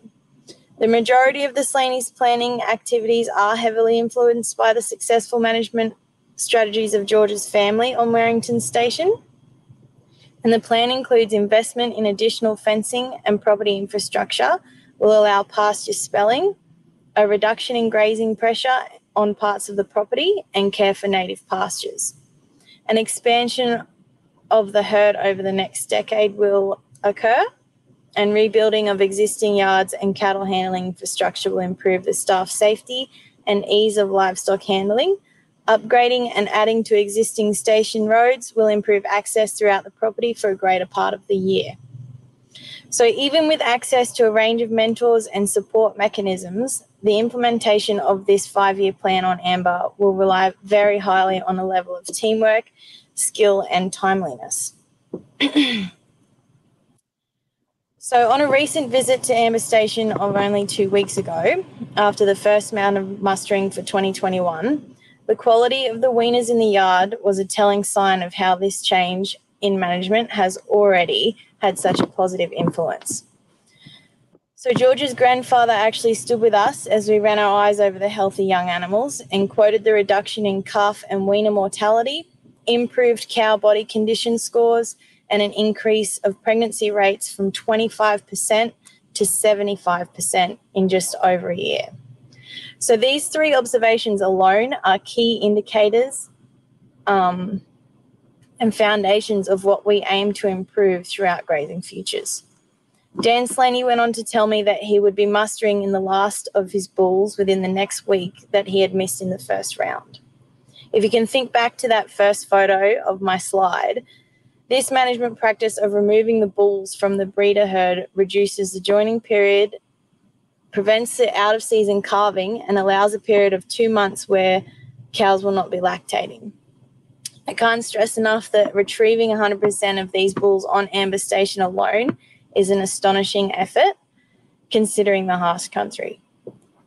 So with the combined practices of good supplementation, a number of new fences and dams already being implemented from plan, I have no doubt that the determination of this young couple will shine through the performance of Amber Station as part of Warrington Cattle Co, and I look forward to reviewing this case study in the next 4 years. So I just wanted to note that I know that I've sort of mentioned a lot about individual changes that have been made on Amber. However, these efforts combined present the evidence that a prepared and resilient beef business in the North Dry Tropics is possible. And the turnaround in production and profitability of Amber Station in just over a year is what I believe the practical representation of what Grazing Futures and DCAP actually stands for. So if you have any further questions, please jot down my details that are here on this slide. The case study itself, if you haven't had a look at it yet, it's available on the Future Beef website at that URL just there. And that is about it for me. I'm going to stop sharing my screen now. Great, thank you for that, Emily. And I have a question for you, which is about how do you know each animal is getting the right phosphorus dosage, given you've got things like shy feeders among cattle herds?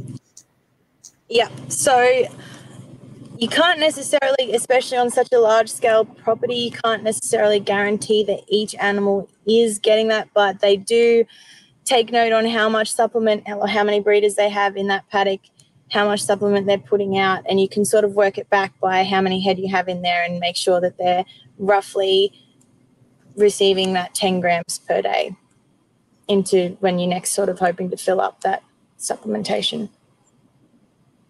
Okay. All right, Emily, that's the only question that's come through the chat. So thanks so much for joining us today and multitasking from the car. It's actually worked pretty well. Sorry. And meet you. And we'll let you go. And I'm going to move us on to our second case study this morning, which is being presented by Mark Skewes. Mark joined the South Australian Department of Agriculture in 1986, and he currently works for the South Australian Research and Development Institute. Mark has many years' experience in all aspects of irrigated crop management, including irrigation scheduling and soil and plant monitoring. He has conducted research trials in a range of horticultural crops, ranging from industrial hemp through to almonds, and today the focus of the project that he's going to talk about is on almonds. So thank you and welcome, Mark.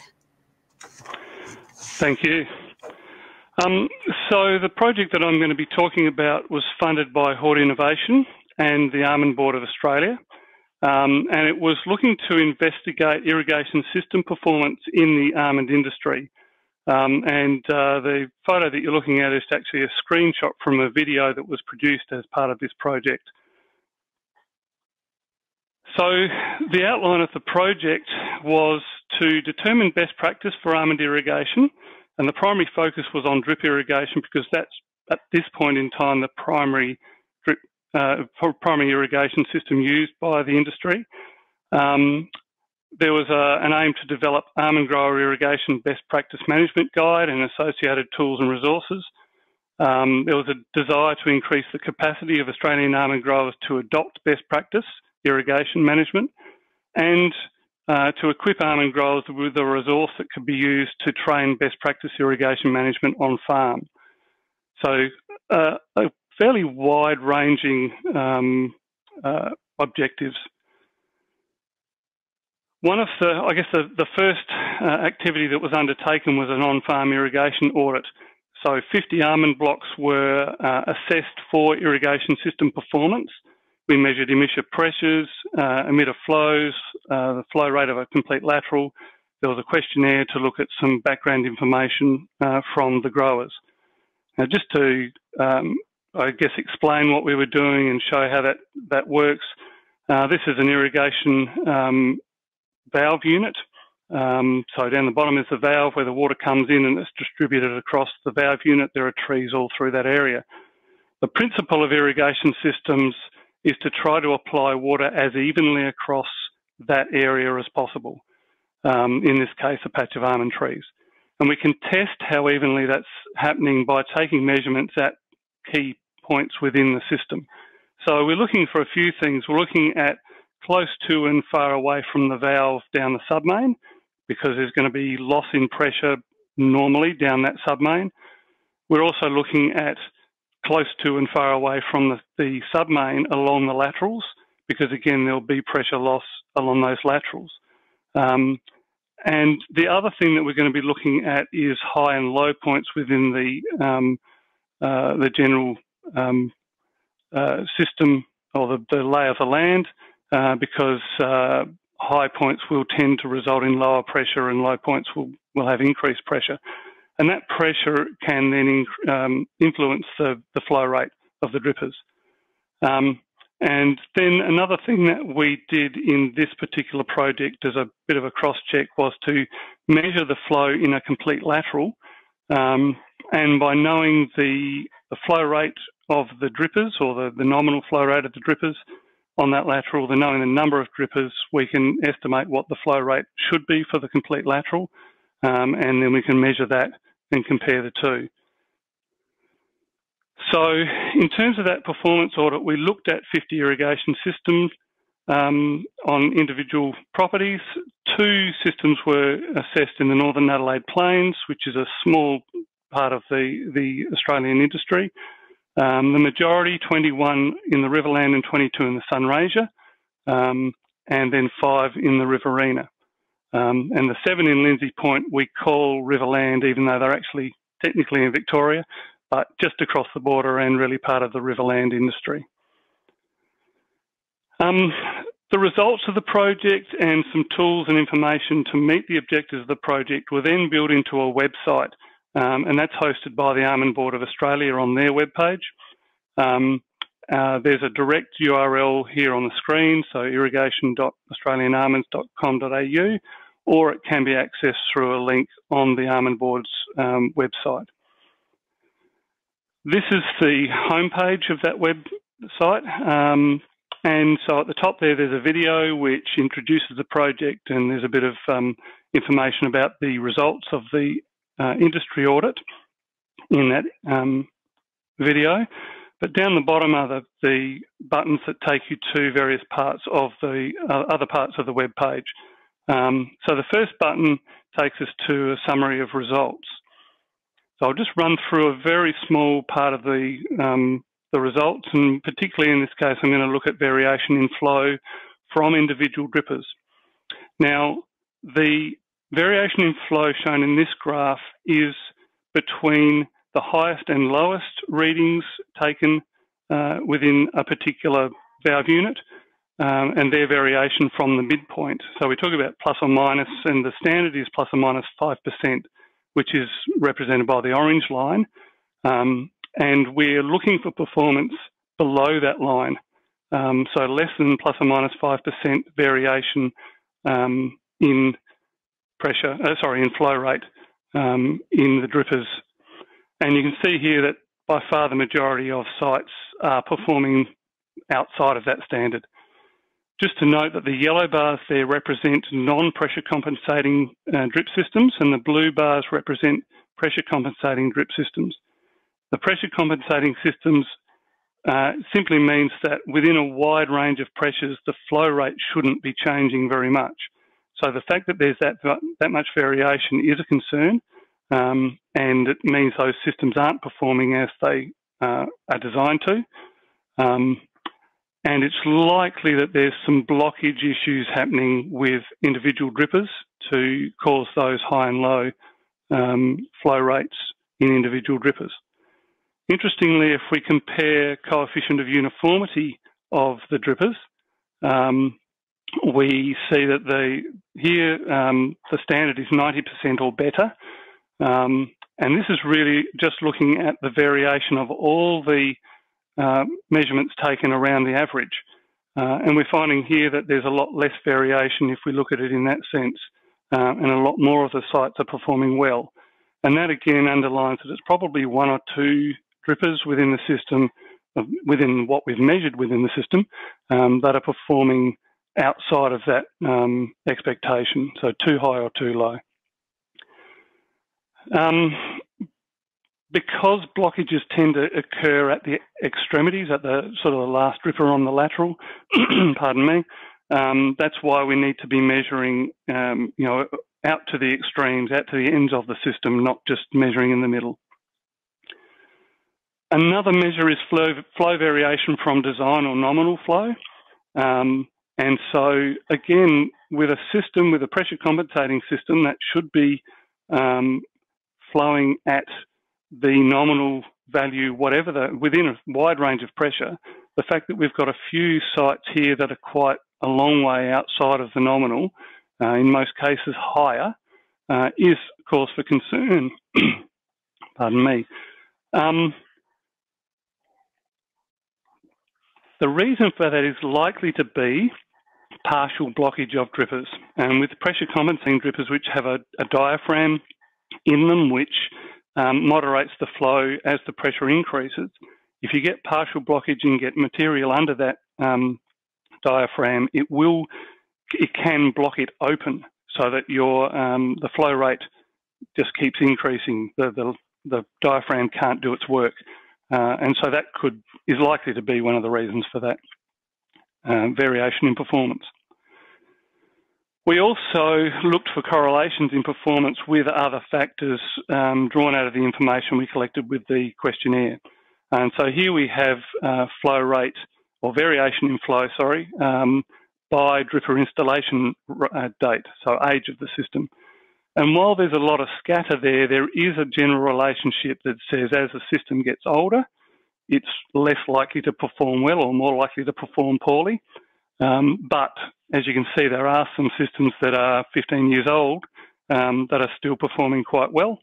And there are some systems that are less than 5 years old that are not performing well at all. So it does depend on the quality of the water being pumped, the filtration and whether that's adequate for the water quality and the problems that come with that water that can affect how a system ages and how quickly it ages. Another correlation that we looked at was with flushing. So this is where the system is opened up a part at a time and water is flushed out and washes out silt and algae and other material that collects in the system just to get it out of the system, because otherwise the only way for it to come out is through the drippers, and that causes blockages.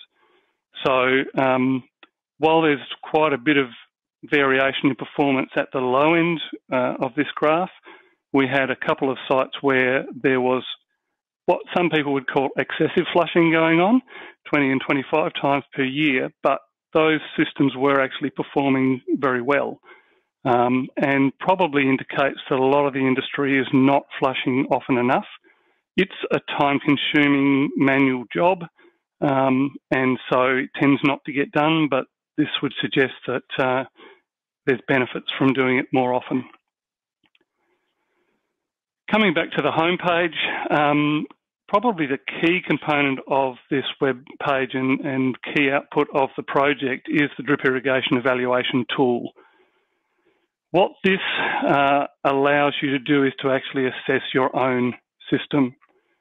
So here on this page, there's a video at the top which outlines how to collect the information needed to assess an irrigation system's performance.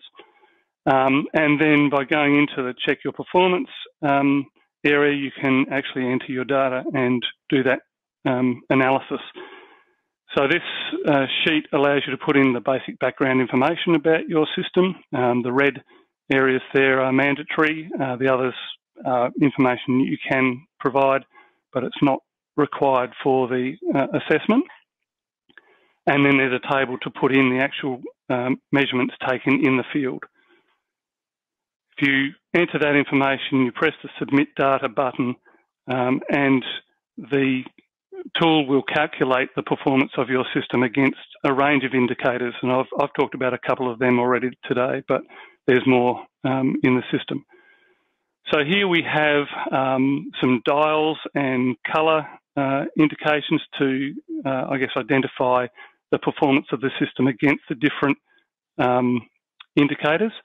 at the top we have one site and below we have another site from the same farm, so you can compare your own performance between different valve units on the farm, or maybe a before and after when you've done some maintenance work, see how that improves the performance.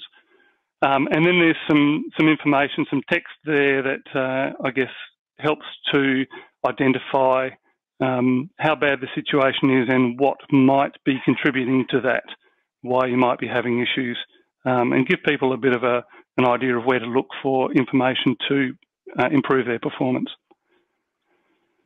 Also on that page is graphs which show performance of your site or sites against the 50 sites that were assessed in the original industry audit. So here we have our 2 sites and the 50 sites in the audit, and we can see how well we're going compared to the rest of the industry. And I guess in this case, not too badly, but we could do better. Back on the home page, the final button here is information and resources. And here is where once you've done an audit of your own performance of your own blocks, you can come and look for assistance with identifying what the issues are, how to address them, what resources might be available. So there's a page with documents, and there's some PDFs and website links there, some with irrigation companies, some with state departments that have information available. There are also some videos, and some of these are from overseas as well as Australia, and again, companies and government departments. And again, showing how to measure, how to treat systems, how to maintain them, and just good background information to help people to get their head around how their system is performing and what they might be able to do to improve that performance. And finally, there are links to the project partners, and all of these groups and companies had input into the project. So that website has been live and available to the industry since September 2020. And in that time, we've had, I think, pretty pleasing activity on the website. So this is monthly visits to the website in the red bars, number of visits, and then the number of unique visitors in blue. And so every month since September, we've had at least 60 individual visits to the site, and that's been at least 40 different individuals visiting the site and having a look around. And of course, some people coming back a second time within the month to have a look. So there is good activity on the site. There's people coming in, looking at the information, looking at the results, understanding what the project is all about, hopefully clicking on some of those links to information. In terms of the irrigation evaluation tool, so in the original project, we audited 50 almond blocks. In terms of self-audits, since that went live in September, there's been another 50 blocks added to the database. So 50 individual almond blocks that have been assessed and entered, and the results have been gone back to the owners.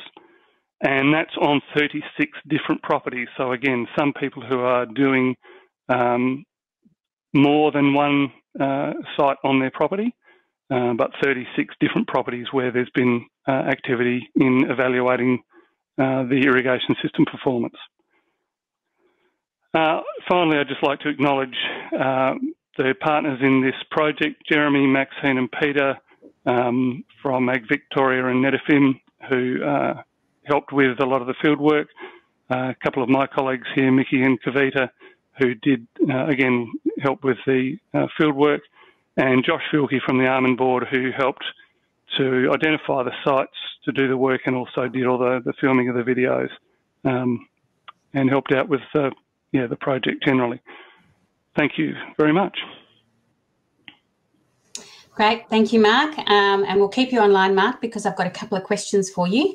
So the first question is from the Shine Dome. Firstly, thank you for a great presentation. In your field, what do you think the distinction is between good practice and best practice? I guess in terms of irrigation system performance, there are standards. You know, the plus or minus 5% variation, greater than 90% coefficient of uniformity. Those are good practice. Best practice is probably more related to then scheduling irrigation to get the most out of the water applied, getting it on at the right time in the right amounts and so on. There's only so much you can do with system performance. Having having a well-designed system, installing it as per the design, making sure that it's maintained to maintain the performance levels that it should have. But best practice is how you then use that system to apply water efficiently. And obviously, if the system's not performing well, if there's more water going on in some parts of the orchard than others, then that's not best practice. But having that part in place doesn't also then necessarily mean best practice. Does that make sense? Thank you, Mark. And I have another question from Narelle Hill, who asks, how do you see the outcomes and lessons from your project applying to other sectors? And have you started reaching out to form any collaborations? In terms of the second part, no. But I guess in terms of other, other industries and other use of the sort of principles, I guess the idea that we had was to audit the industry and get an idea of what was going on, and then allow people to benchmark themselves against that was one of the principles. And that's something I've been involved with in other ways in the past. And this is just another way of doing that. So benchmarking is certainly, I think, a really useful tool, however that's rolled out. In this case, it happens to be a sort of hands-off remote way of doing it, and that's, I guess, efficient in use of resources. But I guess it's going to, how you do that's going to vary according to the industry and what it is that you're actually trying to benchmark against as well. In this case, it's only irrigation system performance. There are other things that you can benchmark, obviously. Thank you, Mark. And I have one more for you from Julia McKay, who asks, could the flushing be done remotely with some kind of tech device? Yes, it could. But there's nothing beats actually being there and seeing the dirty water come out, and making sure that you get the first flush, and then you get some clean water, and then you get a second flush of the dirty water coming out. And so, generally speaking, it is ideal to be there to open up one lateral at a time, and a few, very few laterals at a time. So maybe half a dozen at a time. Watch them, make sure that they do run clean the second time. There are flushing submains that have been used to, link up more than one lateral and make it a bit easier to do still on site. But again, that's not necessarily the most efficient way to do it. So it's one of those things, yes, it can be automated and could be done remotely, but to get the best results, there's nothing quite like being on hand and doing it yourself. Great. So, Mark, that's all the questions that have come through. Thanks so much for your presentation today. We'll let you go, and I'll move us on to our third case study. The third case study today is actually pre-recorded and is being presented by Allan Benter and Jess Fearnley from New South Wales DPI. Having said that, Jess is on the line, so she's available to take your questions. So please start putting them in to the chat as you listen to the video. The presentation today is on the Climate Smart Pilots project, which is part of the DPI's Climate Change Research Strategy. It is aimed at demonstrating the role of digital technologies as an adaptation for climate change, including drought. Allan, who is the leader of the project, and Jess is the lead on the horticulture pilot, which is being presented today. Thanks. If we can start the video. The project that Jessica and I are going to talk about today is Climate Smart Pilots, and we're running these pilots across a number of industries, but we'll focus today on horticulture. And in these pilots, we're really looking at how we can adopt digital technology as a way of adapting to climate change and increasing climate variability. The Climate Smart Pilots projects are really looking at how we can deploy on ground and have commercial demonstrations of different technologies that can provide a more complete and close to real-time information about production changes related to climate variability. So in most cases across our pilot farms, we're deploying commercial off-the-shelf systems that farmers could easily deploy themselves. So that includes temperature loggers as in the bottom left, water monitoring through the middle, and on the far right, even salinity buoys out in estuary systems. In some cases, we're developing our own software, and where there are particular market failures or there's no feasible solution for growers, we're developing our own hardware to be able to collect the required information. We have pilots running down in the fisheries industries down at Clyde River, where for oyster growers, we're giving them simple tools to be able to manage climate variability, particularly heat waves, which can devastate an oyster crop in an afternoon. But more importantly, we're giving them a set of tools that will allow them to better understand what's actually going on across their production environment and help them to develop better management techniques into the future to reduce those losses. In the livestock space, our growers indicated that drought and water management was their number one priority. And in particular, that was around ensuring that there was water available for livestock and so better monitoring of animal welfare. But a key part of our project is also around looking at different grazing management techniques that might respond better to climate variability. In the horticulture space, water again was one of the key drivers, and in particular how we can improve water efficiency by using new digital tools.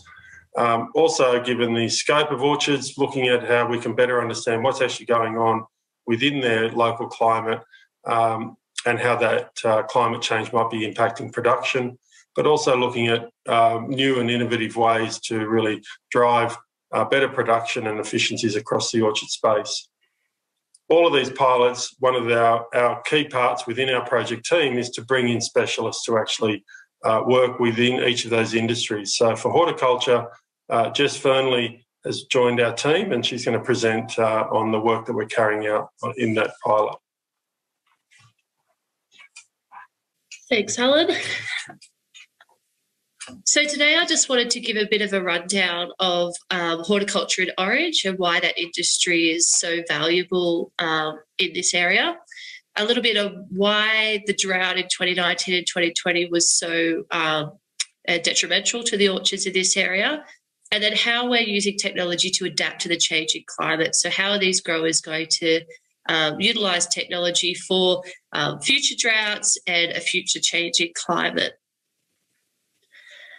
So the horticulture industry in Orange is quite prevalent.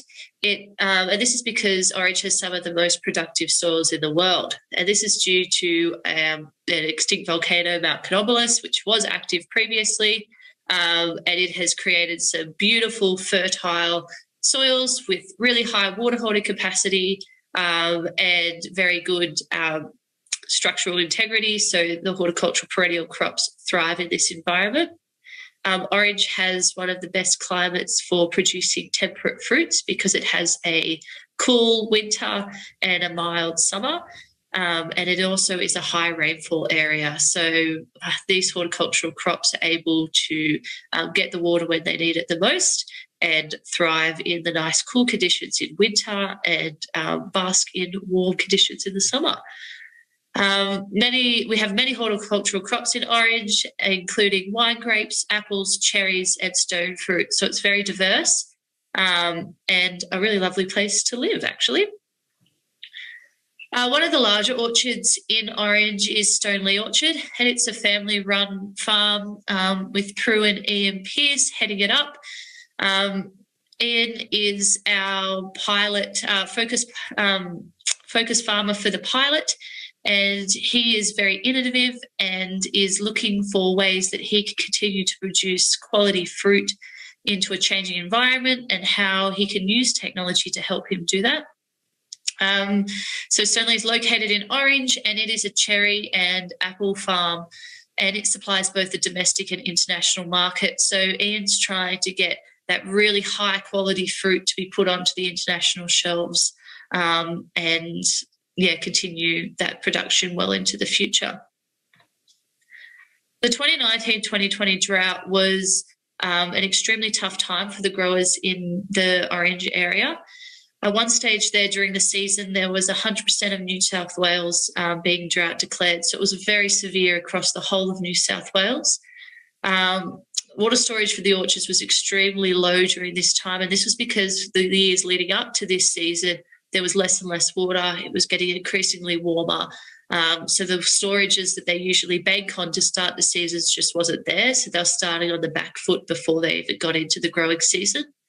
There was widespread sacrifices of not only the apple and cherry blocks within the region, but also the other horticultural and vineyards around the area, which means growers were just walking away from trees with no choice but to leave them without water. And as I mentioned, Orange is a high rainfall, traditionally a high rainfall area. So growers would only use irrigation traditionally as a supplement to natural rainfall.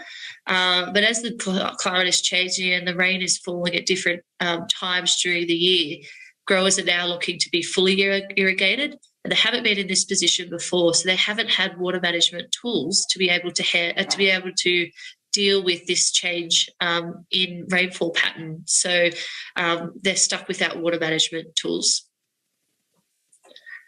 So the drought at Stoneleigh did have a particular effect as well. Water storage had run out after the cherry season, so there was a particular focus on getting that export crop through. And then when apples started, there was very limited water, and Ian actually ran out during that apple season. So older trees and less productive blocks were sacrificed, so the water was cut off and utilised onto more productive blocks. Mulch was applied to minimise water loss. However, this still caused small trees to be severely affected, as we weren't able, Ian didn't have the tools at the time to be able to monitor how much water was going on, how the water was being utilised by the trees, and what the actual effect of turning these, walking away from these blocks had on the tree physiology. Now he does, because we've implemented our pilot onto Ian's property, and that's going to enable him to have more control and monitoring over his natural resources, such as water and the temperatures and climate that he's experiencing at Stoneleigh. So we've put out a digital weather station which records rainfall, temperature, humidity. We've got in-canopy sensors, which is really handy for Ian's block, because he has various elevations throughout his orchard. So we have different microclimates that he's experiencing. So he's able to really block manage rather than orchard manage, and really get that in-depth monitoring that he needs for each block. We have an irrigation flow meter, tank monitoring sensors, soil moisture probes, and automatic irrigation valves, which are all providing him with the ability to monitor down to those small rose blocks, which is really handy for him. And all of these are running on a LoRaWAN network. So he's able to look at these different sensors on his phone or his tablet or his computer up in his office, in the truck. So it's very accessible for him at all times. As I said, we've got a range of weather and temperature monitoring. In the left-hand side, we have the Atmos 41, which we've got deployed out in the middle of Ian's orchard.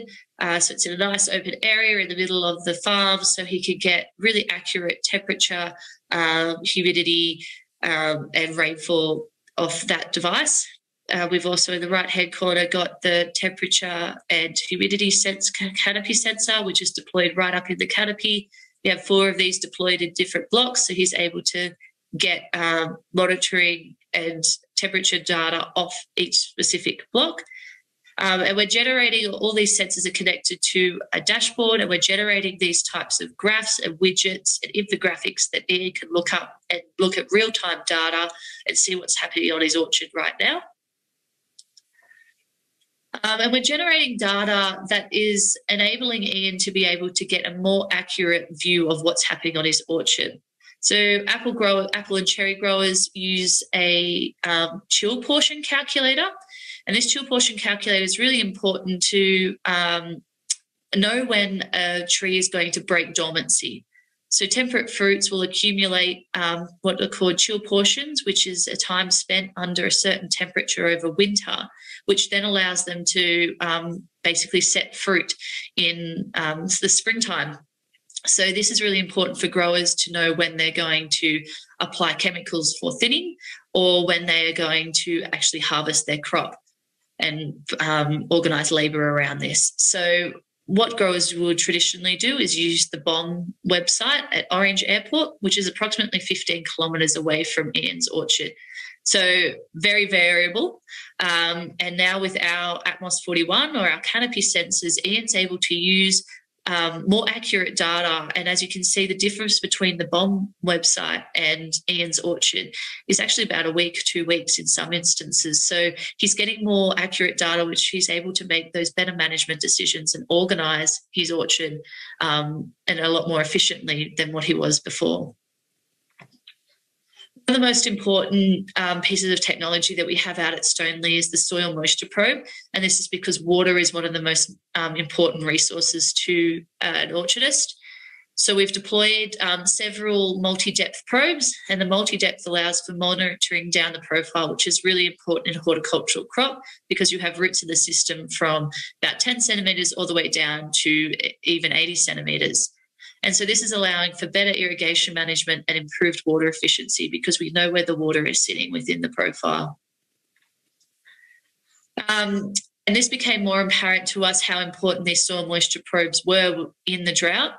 At the time during the drought, Ian had 2 sets of irrigation equipment. So he had micro sprays and drip irrigation. And he was trying to work out what one the better one was for him. So it's a grand old debate within New South Wales growers is what kind of irrigation system is best. And what Ian did was he had a quick look at our soil moisture graphs that we were generating for him. So on the top left right-hand side, we've got a graph looking at each trellis, and then below that we've got a graph looking at Johnson's Corner. In each trellis, he had the micro spray drippers installed in this block, and in the Johnson's Corner, he had the dripper sprays. Now, as you can see between the 2 green lines, there's a definite deficit in irrigation, in water going down the profile in the east trellis. Both of these blocks were being watered the exact same amount, but as you can see, Johnson's Corner, it was reaching down to almost 60 centimetres, the water, whereas each trellis, it wasn't even getting below the 30 centimetre mark. So as you can see, there's a definite difference between microspray and drip irrigation. So when Ian saw this, he decided that he would switch his east trellis block over to drip irrigation. And as you can see after that second green line there, he started getting readings way down the profile of water. So the drip irrigation definitely did make a difference, but unfortunately it was a little bit too late. And as you can see, both irrigations start to taper off, indicating that that's when Ian turned off his blocks and ran out of water. When we approached some growers about the different types of data that they get generated off different technologies, the stark thing that came back to us was, there are a million different technologies out there that I can buy, but how do I interpret the data? And that's one of the problems that we're focusing on as part of this pilot is how are we getting our data from these technologies in a usable, readable format for growers. So on the left-hand side here, we're playing around with a couple of different graphs. This one is looking at the plant available water and where the irrigation is sitting within that, in between a permanent wilting point and our field capacity. And then on the right-hand side, we're looking at a graph that shows, that compares the moisture in the ground right now to historical values, and whether that's wetter, so the blue, or whether it's drier, the red. So we're trying to play around and work with growers and get them to try and tell us what way works for you and what do you want to see. Do you want to see the historical data and compare it, or do you want to see real time what's happening now? In the hope of all our water monitoring, we really want to set up a automatic irrigation. So we've deployed some automatic valves that Ian can use at his office, which is him in his office on the left-hand side there. And he can sit and schedule irrigation and open valves from his desk, and really get more control over his irrigation, because irrigation is actually one of the most time-consuming tasks, going around turning all the pumps on and making sure the valves are all open. And now this gives him the option to be able to irrigate not only from his office, but also at times of the day where it might be more water efficient. So generally you would water during the day because that's when all your staff are on to turn the pumps. But now he might be able to irrigate at night, where he's not losing as much water to evaporation, and therefore making his business a bit more water efficient, which is really exciting for him. I'll just pass back over to Allan to talk about how we're driving adoption. Thanks, Jess. Yeah, so growers face a number of barriers to adopting this type of technology, not least being cost and the time to actually implement the deployment and also monitoring and maintenance of the equipment. But these pilots that we're deploying out on commercial farms really are looking at the value proposition and how we can demonstrate to growers how these technologies can really help them and where it can save them money and stress. One of the barriers is also digital literacy. A lot of the growers are just not really aware of what they need to do or what is possible for them, and where they might start. But as we've seen through a lot of our field days and where we've engaged directly with a range of growers, there's a real uncertainty around how to actually use the data and what it means for them. And a key one there is around who to trust, whether it's a commercial organisation that's out there trying to sell them a product, or understand different technologies and which one might be better suited to them. So through our program, our Climate Smart Pilots project, we're actually demonstrating these solutions with commercial farmers. So it's really important for us to have Ian's voice stand up in front of a group of growers and talk about not only the benefits and the opportunities that's available to him now through this digital tech, but equally some of the problems he's experienced and how we've overcome those. Our pilots operate as an independent trial, so there's no commercial imperative to this. We're actually looking at how we can provide the best solutions and demonstrate that they are actually viable. And particularly there about taking the data, the objective data that we're getting and driving decisions on farm. One of the things we're finding really is that it's about giving growers confidence. So not only confidence in the technology, that when they deploy this type of digital tech, they're actually getting something that is viable and valuable to them, but also it gives them certainty across their operations. As Jess has pointed out, they're able to see down at a much finer level just what's actually happening across their operations. And often what comes back is that the data, say with Ian making changes to his irrigation systems, it gives them confidence in those decisions by having that objective data. The quote on the right there from one of our livestock producers, really it was about over that summer drought and the heat waves, just being able to get away and have some downtime over Christmas and actually, relieve some stresses from being on farm through very, very difficult times in the drought. The key people in our team, obviously we've got a fairly small Climate Smart Pilots team that's driving a lot of the deployment and the development of these pieces, but really our key partners in this through horticulture, livestock and fisheries are our farmers, and we're really pleased to have them on board. If you would like any further information, there's a couple of links to websites there, including the Farm Decision Tech website, but please get in touch with either myself or Jess if we can help. Thank you. Great, and thank you for the video presentation. Now, both Allan and Jess have joined us to answer your questions. We have some questions on the chat. If you have any more, please post them now. The first question is from Tony Kennedy, and he asks, in terms of fisheries, what is the impact of human-induced contaminants like plastics, especially microplastics, and excess fertiliser and topsoil runoff? Who'd like to have a go at that? Yeah, thanks, Anwen, and thanks for the question, Tony.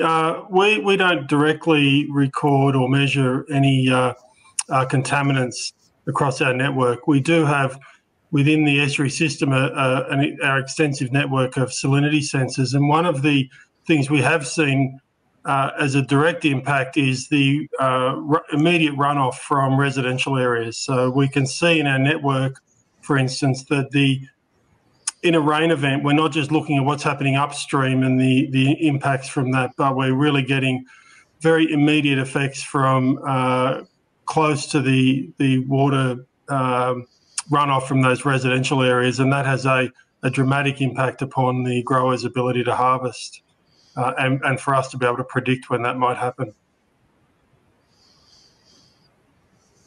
Okay, thanks, Allan. The next question is from Wesley Ward, who asks, how good is the mobile coverage around the orchard?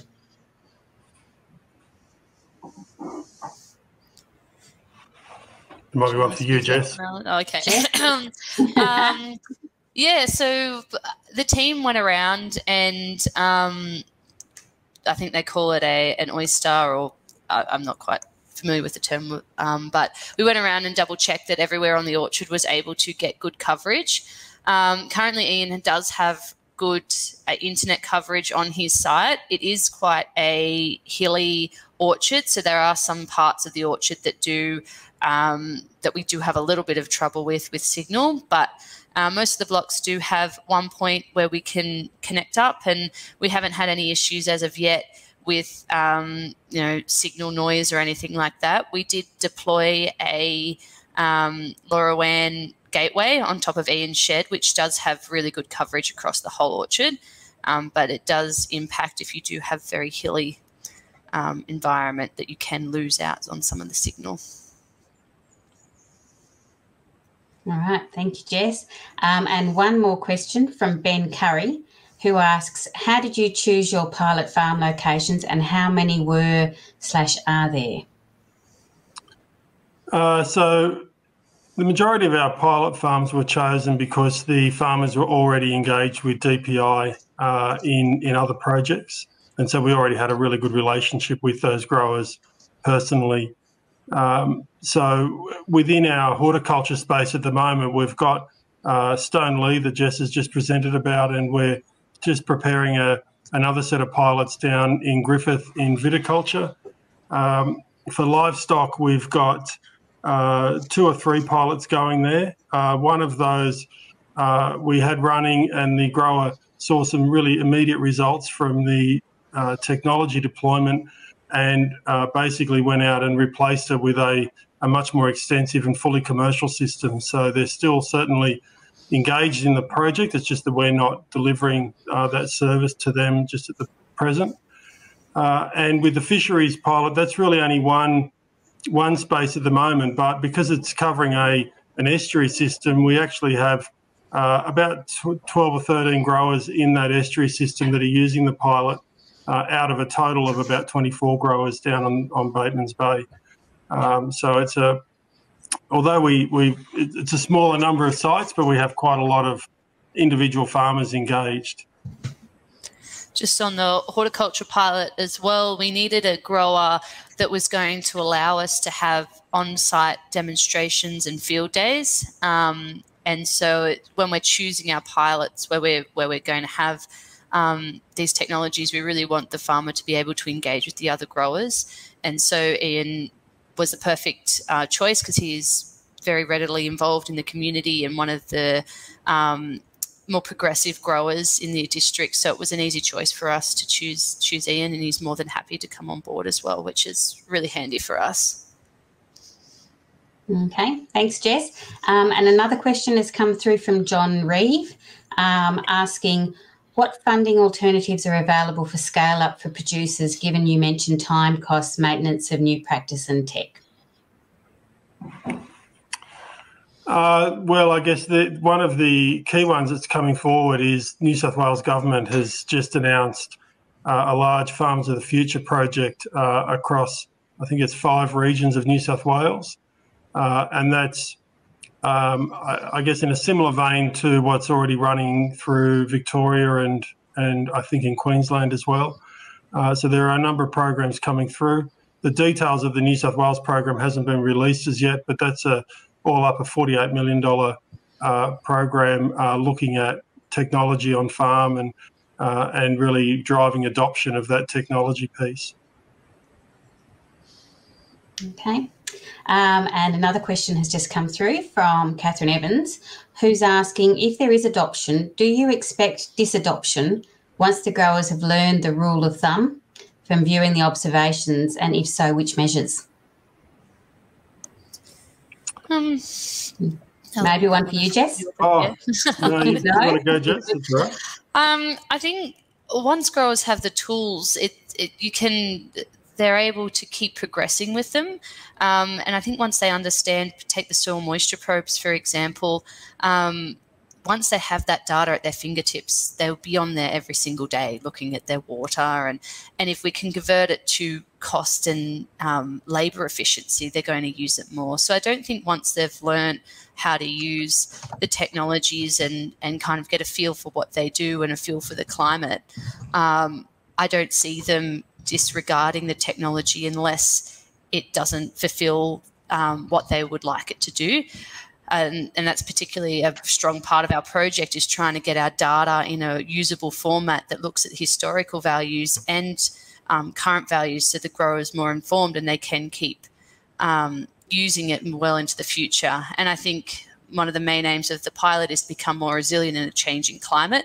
The changing climate will continue to change. So I think that with the technology, the growers will just use it more and more, which is exciting. And it's an exciting tool. Like I said, they don't generally have many water monitoring tools at their fingertips. These soil moisture probes providing them with excellent data. So yeah, it is exciting that they are taking it up.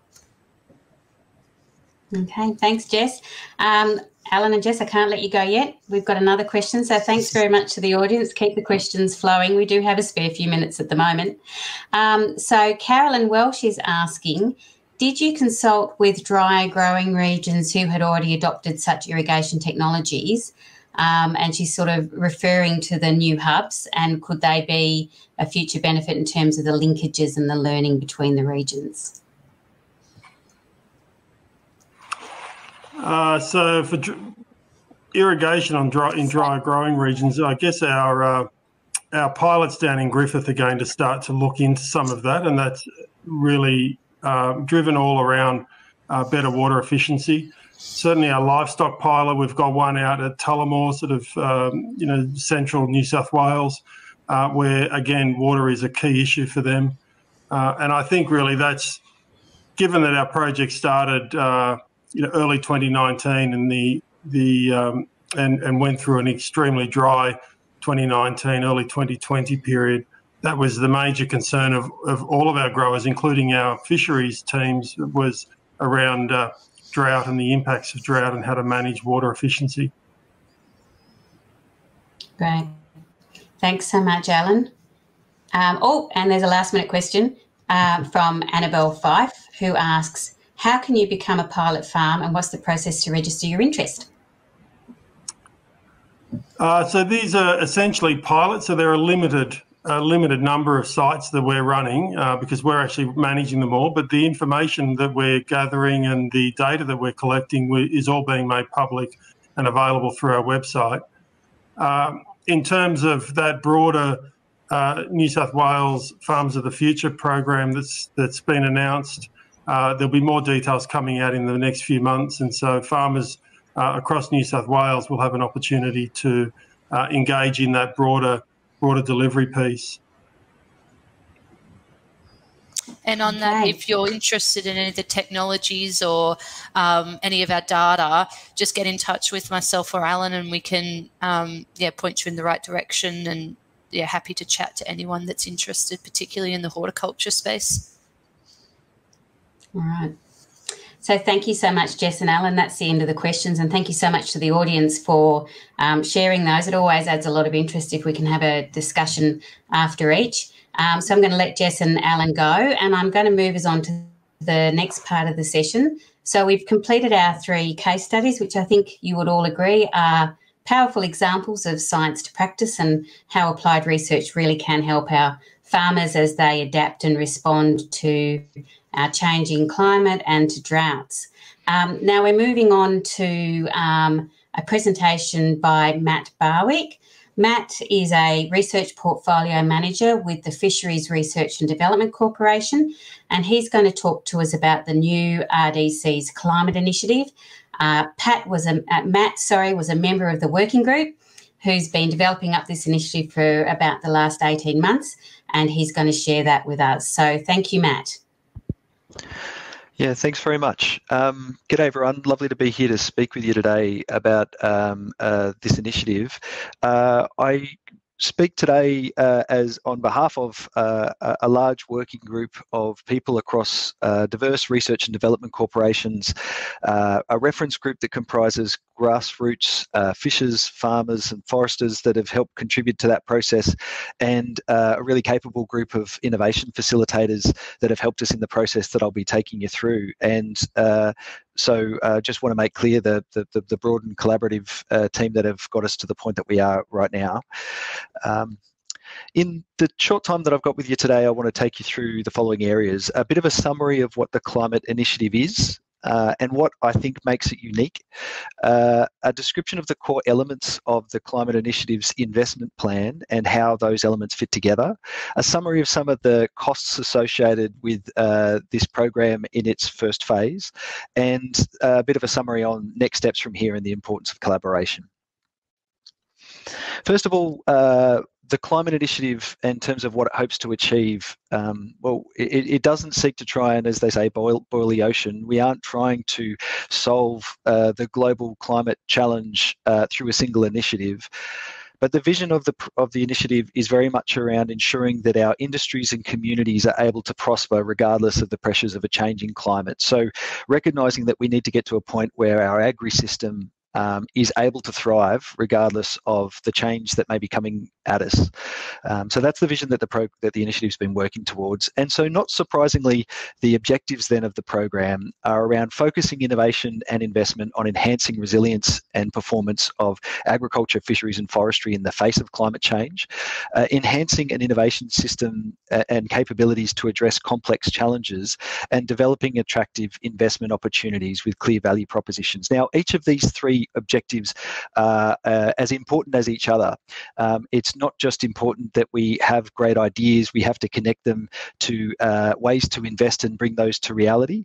It's an opportunity for us to look at how we might move forward in terms of a wicked problem, which is obviously climate change, but also see that as an opportunity that it is, which is to learn how we can work together to tackle wicked problems in general, because there are many and they're always hard, and we frankly need to find ways that we can deliver more impact in that area.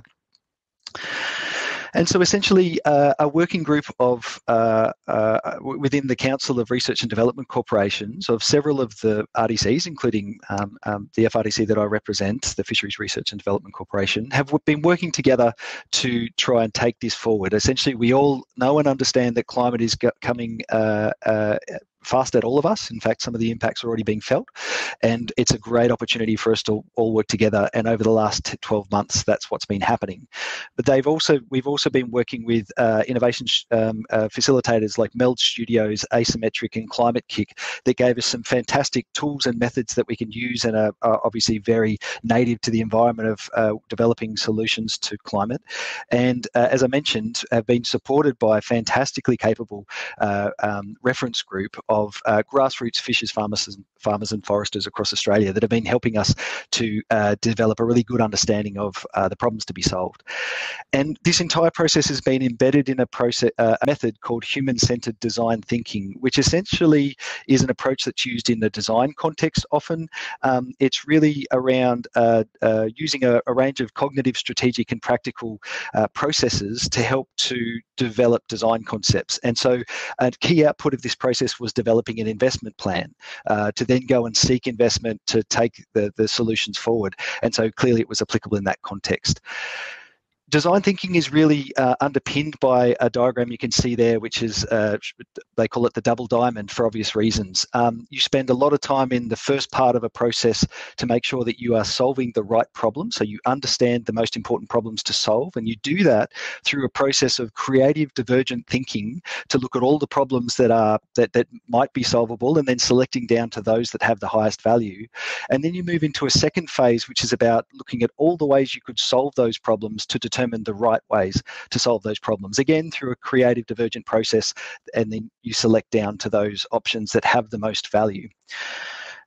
That large team that I took you through a moment ago broke into 4 teams around 4 specific investables that I'll be taking you through in a moment, that were identified as very high value and the first things that you need that we need to tackle. And those 4 teams were coached by the innovation facilitators that I mentioned. So using human-centered design thinking methods, for the first time, to try and develop up 4 investables that became the basis of the investment plan that you can see in the centre top of the screen there. And essentially, it was all about identifying an investment program that was attractive to investors, that can operate with scale, and that can deliver meaningful benefits for producers and work towards Australia's national interest. The process needed to be, we needed boundaries, we needed criteria. There are lots of things that you can do, but how do we select the things that we should do? And so there were 4 lenses, if you like, that we looked through in terms of the solution space, the possible solutions. Clearly, they needed to be desirable. By desirable, I mean both by end users, so the producers themselves, as well as by investors. So in order to identify great solutions that are investable, clearly those 2 parties needed to see the value in them. We also needed to identify technically feasible solutions. It was critical that we could actually do the things that we needed to do. And they also needed to be financially viable. And the 4th dimension was, of course, that they needed to be ethical. So that in response to climate, there are a lot of things you can do, but what are the things that we should do? They were the 4 dimensions, the 4 criteria that we explored as we looked through all of the opportunities to build into the investment plan. As a program, as an initiative, I think it's important to raise some other elements that I think make it unique. It was not about developing a series or a constellation of disconnected projects. It was definitely about trying to develop a portfolio of connected projects within a program. In looking at the possible solutions that needed to be built into the investment plan, we needed to try and apply balance across a range of change levers. So we needed to look to catalyse the identification of shared need. We needed to focus on the infrastructure and tools that might be required. We needed to explore policy settings that might be necessary, capability building and knowledge sharing. I guess this is an acknowledgement that knowledge sharing by itself is useful but insufficient. We have to have balance across a range of change levers. And last, despite the fact that this is around climate, we really obviously aren't trying to manage climate. We're trying to manage people and provide solutions for changing behaviour. So this is around socio-economic outcomes that relate to climate. And so I'll take you through briefly in the time I've got left the 4 investables. So the process itself revealed 22 areas of focus that that clearly require focus, but there were 4, as I mentioned, that due to their high value nature and the fact that they are foundations for everything that should follow, that surfaced as the things that we needed to do first, and I'll summarise them now. The first is called risk and resilience. So it's essentially it involves an analysis of sector-level risks and vulnerabilities with the generation of novel options for response. I suppose the insight that was central to this is that we understand dimensions of risk around climate, but largely that occurs at large scale and long-term time horizons. Once you start to scale down to local or regional scale and short to medium-term time horizon, 5 to 15 years, the data is insufficient to enable businesses to understand what it means for them in their lifetime for their business. And so risk and resilience seeks to provide that information at those scales. The second investable is called grassroots and green shoots. It's all about place-based, community-connected solutions, because production industries can't tackle climate issues in isolation. It's really an acknowledgement that collectively people can achieve more than we can individually, and there are already some place-based community solutions that are emerging. Whether you talk about tree planting collectives or microgrids, there are some examples of success that already exist, and we need to identify them and amplify the ingredients of success of how they've come to be and essentially create more. The initial investment will be targeted around extension and facilitation support for producer groups in order to accelerate action at a regional scale. The third investable area is called Sense and Sensibilities. It's around producer-centred action that aligns to production systems and producer aspirations. Sense and Sensibilities is all about acknowledgement that there are already a plethora of tools and systems that exist to help people to understand challenges, risks and opportunities in the climate space. But either, for many of them, people don't know they exist, or they don't know how to use them, or they don't know how to use them interoperably. And in order to overcome that problem, we need to build the capacity of an advisor community who can sit down with producers and understand their business environment and recommend for them specific tools and complements of tools and teach them how to use them. And as they start to get feedback from those producers about the things that are working well or less well, we can iteratively adapt and improve those tools and systems to improve their interoperability and their value overall. And the fourth and final investable in the first phase of the climate initiative is called Baselines and Beyond. It's around the maintenance of robust, credible emissions baselines and tracking to assess future performance and demonstrate that performance to markets. So there's an acknowledgement that markets progressively will become more sensitive to carbon performance of industries and commodities. We at this time don't have robust, repeatable, defensible and communicable baselines for greenhouse gas performance, certainly not at a regional or commodity scale. We need to develop those, and that as our industries respond to what we're learning, we will have a great story to tell in a marketplace that expects high performance in that area. So just to summarise how these four things fit together, these are four questions that a business or businesses within a region might seek to answer. First of all, they might want to answer the question, well, what are the risks to me and my business? And that's where risk and resilience really comes in. They might then ask, well, what are the solutions that might work in my context? Grassroots and green shoots is really about giving them the answers to that question. They might ask, well, how can I make sense of all those solutions that exist? That's where Sense and Sensibilities comes in. And then in terms of how we track performance and demonstrate that performance to markets, that's where Baselines and Beyond plays a role. And clearly all of these four investables are highly interconnected.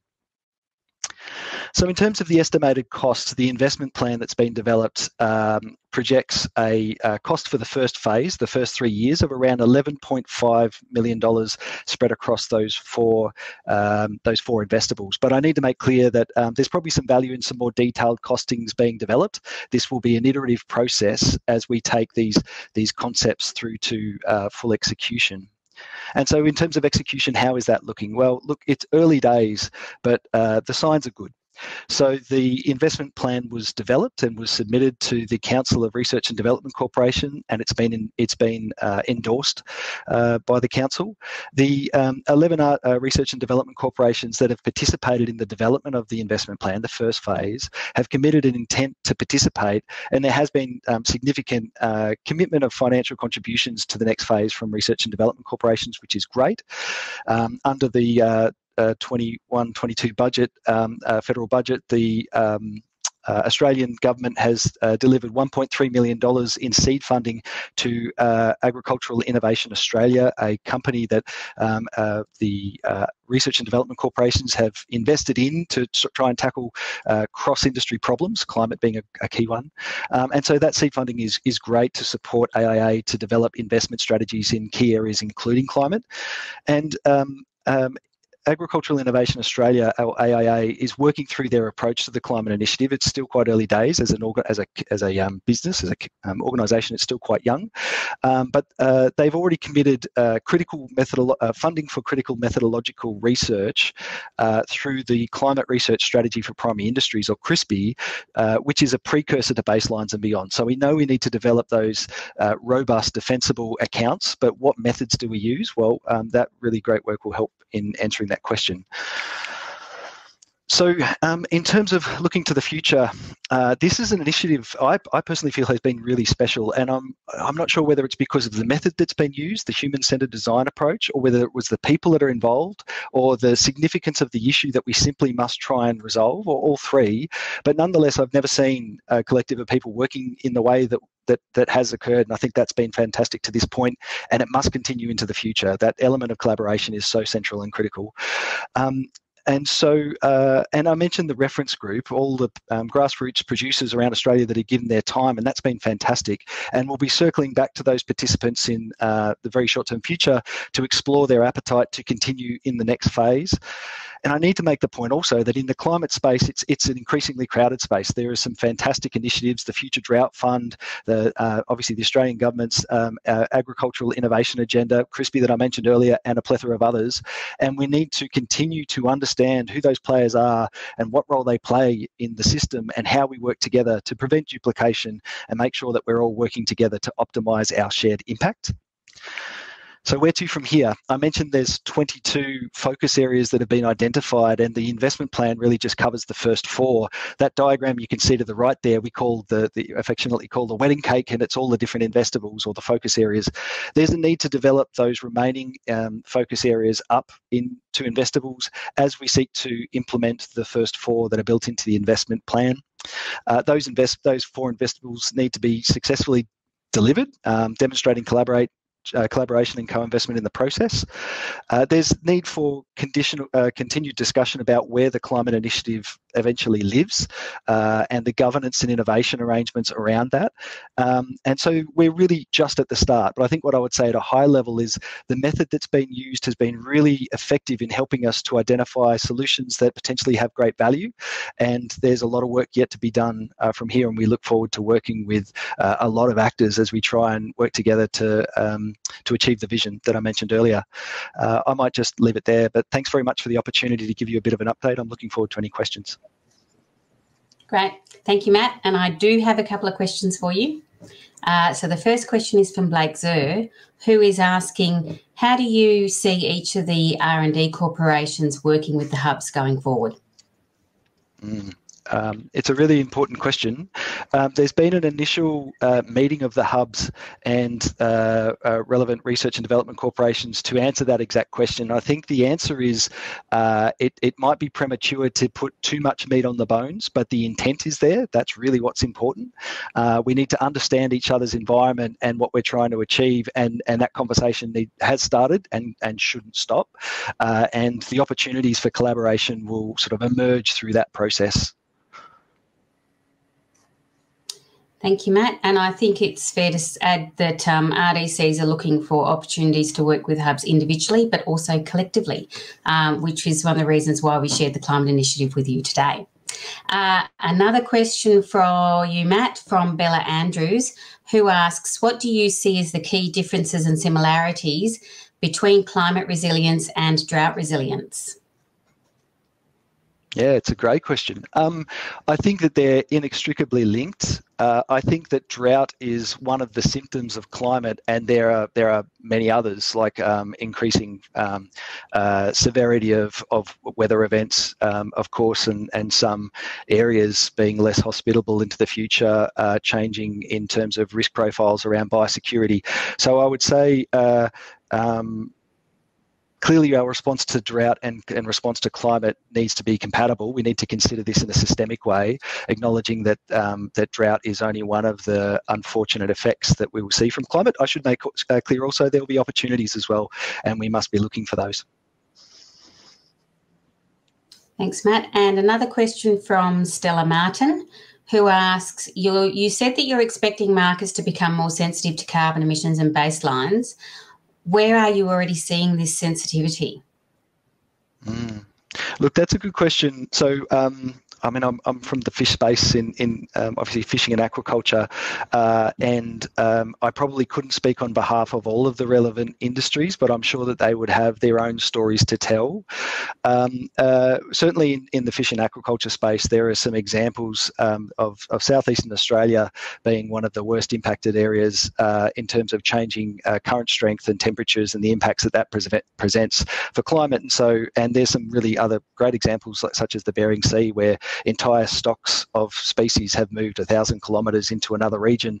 And so I think what I'm saying is markets will differ in terms of their sensitivity based on their vulnerability and their exposure to relevant media and the like. So I probably couldn't give you a comprehensive picture across all of the agri-system, except to say that it'll be contextual. And it will be as we move forward. I think it'll be more of a feature in terms of markets that we need to be responsive to. Thank you, Matt. And we are seeing industries like the beef industry being really proactive around this. For example, their CN30 initiative, and certainly the project that's been developed through Crispy is around developing a common accounting framework so that ultimately, if the agriculture sector wants to engage in net zero targets, it actually has an understanding from a sector point of view where we are actually positioned now and where the opportunities might be. Matt, I have a cheeky question for you. I can't believe this has been given to me. But Tony Kennedy wants to know, the door behind you looks Japanese in style. Yeah. I suppose it does now that you mention it. Yeah. No, you look like you're at FRDC. I am. I'm just down the road in Deakin in the FRDC offices. I think that the designer must have gone with a bit of a Japanese motif. I agree. That was some years ago now. Great. Thanks so much for your time today, Matt. I'm going to let you go, and I'm going to move us on to our last presentation, which is a short one from Michelle Ford, who is the Acting CEO of Agricultural Innovations Australia. As you've already heard from Matt, it's early in the life of AIA, but things are starting to happen with AIA, and we were keen to let you know where things were at. So thank you, Michelle. Thanks, Anwen. So Ag Innovation Australia, you will have heard about Ag Innovation Australia. The name has been bandied about, but possibly might be unsure what it actually means and where we're up to. So I'm hoping that, I'm hoping that today I can share a bit of information and that you'll take away two things. Those are that Ag Innovation Australia is a not-for-profit company that's established to facilitate joint investment. So joint investment and collaboration. Those are the two things in cross-sectoral agricultural industries of national importance. So the intent is to identify, develop and invest in strategies that address those shared challenges and deliver the transformative outcomes that we need. So transformative, by that we mean joined up, where more than one RDC might be working in a space, where there might be more than one player in a space, but actually doing more than just the incremental things that Matt was talking about earlier, and having those initiatives that will change move the needle in sustainability, productivity and profitability. So the scope for AIA is ag, fisheries, forestry, value chains, its input, its supply, production, processing and export. It's the whole lot. The focus, again, is the areas with the greatest impact. So across multiple industries where the industry investment from RDCs or industries on their own will be unlikely to be effective, will be ineffective. The members of AIA are the 15 RDCs. And funding is made up at the moment of member subscription fees, so that's the 15 RDCs, and we're looking for investment from anywhere, from public, private, not-for-profit, global commercial entities. So that's the intent. So why we were created? Everybody knows about the EY report from March 2019 and then the modernising of the RDCs report. Out of that popped 5 pillars of reform, And of those 5 pillars, the RDC joint investment entity, AIA, is one of them. So it's about, AIA providing strategic leadership. It's about AIA providing opportunities for investment and funding that may not exist at the moment for a variety of reasons, for investors not knowing who to talk to or not being able to talk to RDCs as a collective. And it's about world-class innovation. So the other aspect, and one thing I wanted to say, when I look at this, I see AIA under the first 3 pillars. That's not to say that AIA won't be working, under the strengthening your regions work, which is where the Future Drought Fund fits, I think, and won't be working in data and the innovative platforms needed to deliver all of this innovation. But it's the 3 ticks are the real key areas where AIA will be performing, will be delivering. So AIA was set up in March, and so they were set up in September 2021, and we've been setting up, we've been establishing. It's been took quite a long time, and the first step was to recruit the board. So I've put this slide up because I think it's really important. We all have these slides with all our organisations, and we know who our board are, but I want to explain what our board are bringing in order to explain what our company will deliver. So I'm going to start off with our chairman, Bernie Brooks. He had 28 years with Woolworths, 9 years leading Maya. He's established retail businesses in India, sourcing offices in China. He spent 3 years running South Africa's largest non-food retailer. He's got experience in retail and wholesale operations, in IT, supply chain, change management, multi-divisional organisations. He's also got experience in fundraising because he took Maya through an IPO, and he's got a variety of other business interests as well. So he really is an entrepreneur. He's commercially focused, and his background isn't ag, so he's learning. So then I'll take you through the others. Anne O'Donnell, she's got 40 years of experience in the finance sector.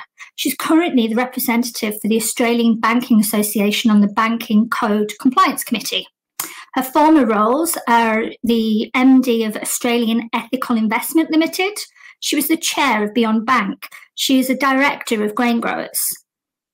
Going on to Kathy, she brings both financial and agricultural focus. She was the Deputy Chancellor of Deakin University, and her roles have spanned wine, wool, pork, red meat, dairy. She's a former director of Australian Pork Limited and of Grape and Wine RDC, and she was the finance director for the Walmart Company. So we've got Anne Astin. She currently chairs the Food Agility CRC.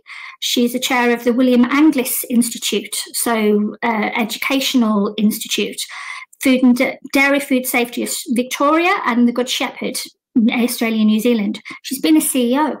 She knows what businesses need to do and need to deliver. She's held senior positions in the Victorian government. She's recognised for her work in the dairy industry and food regulation and support of rural women. And the AM after the name is the Order of Australia Medal, and the PSM is the Public Service Medal. So, really well recognised and has done a lot.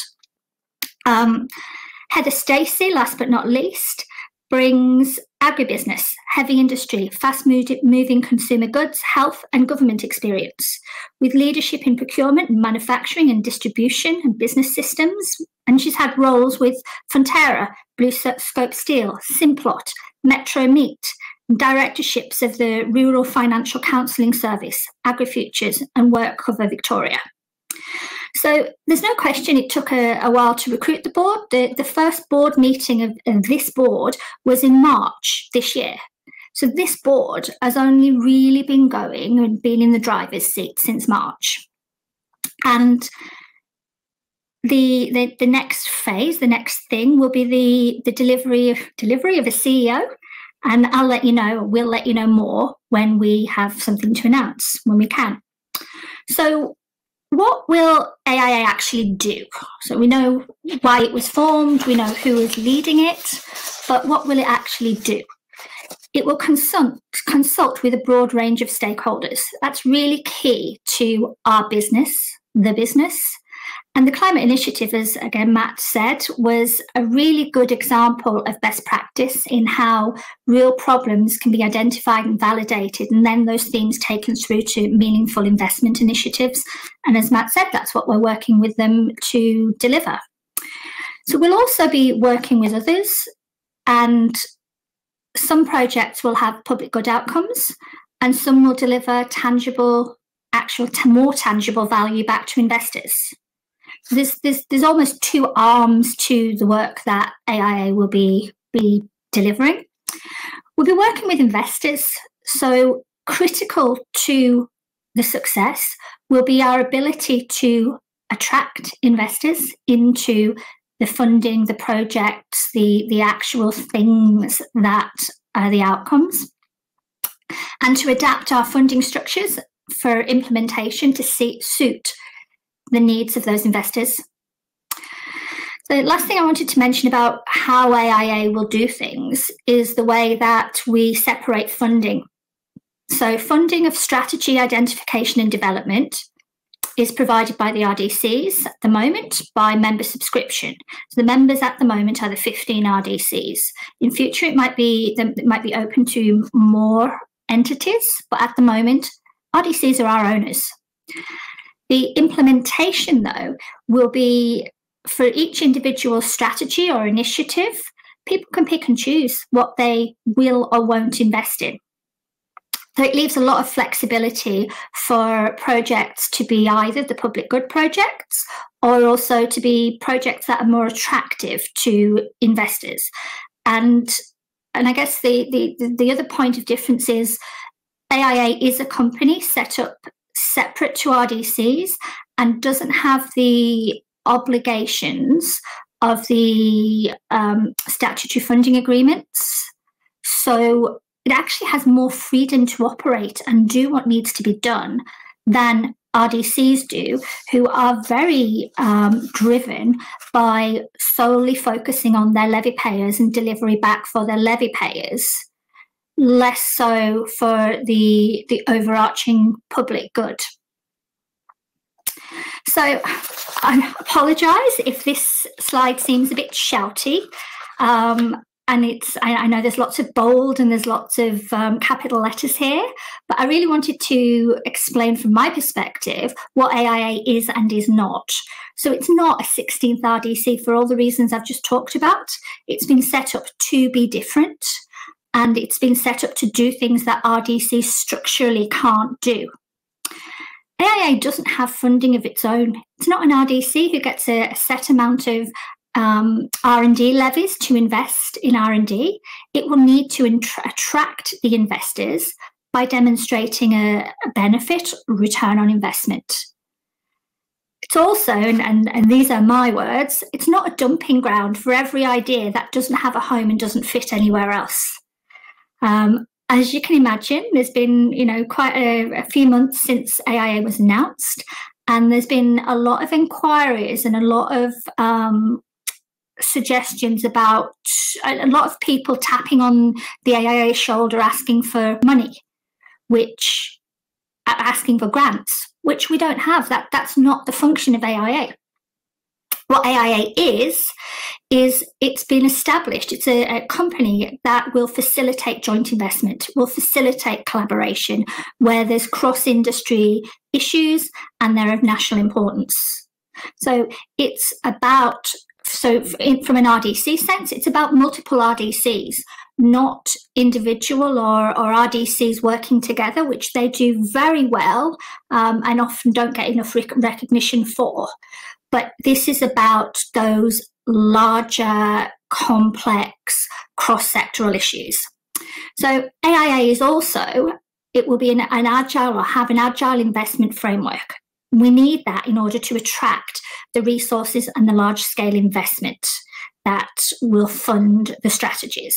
and that will be different to what is already in the RDC system, the agricultural system at the moment. So the benefits. The benefits of AIA to RDCs and levy payers will be increased collaboration and more effective leveraging of all that knowledge and tools and resources that exists within RDCs, all the good people, all the good work, but actually making sure that there isn't duplication and making sure that things are delivered to a commercialisable or deliverable outcome. And as I mentioned, members will be able to choose which individual strategies, initiatives, down to project level, they will invest in so that they can get the optimum return on investment for those resources. The investor benefits, a single point of contact for cross-industry investment. It will be easier for investors to navigate and partner with the Australian agricultural system. We'll have an agile framework and we will attract resources.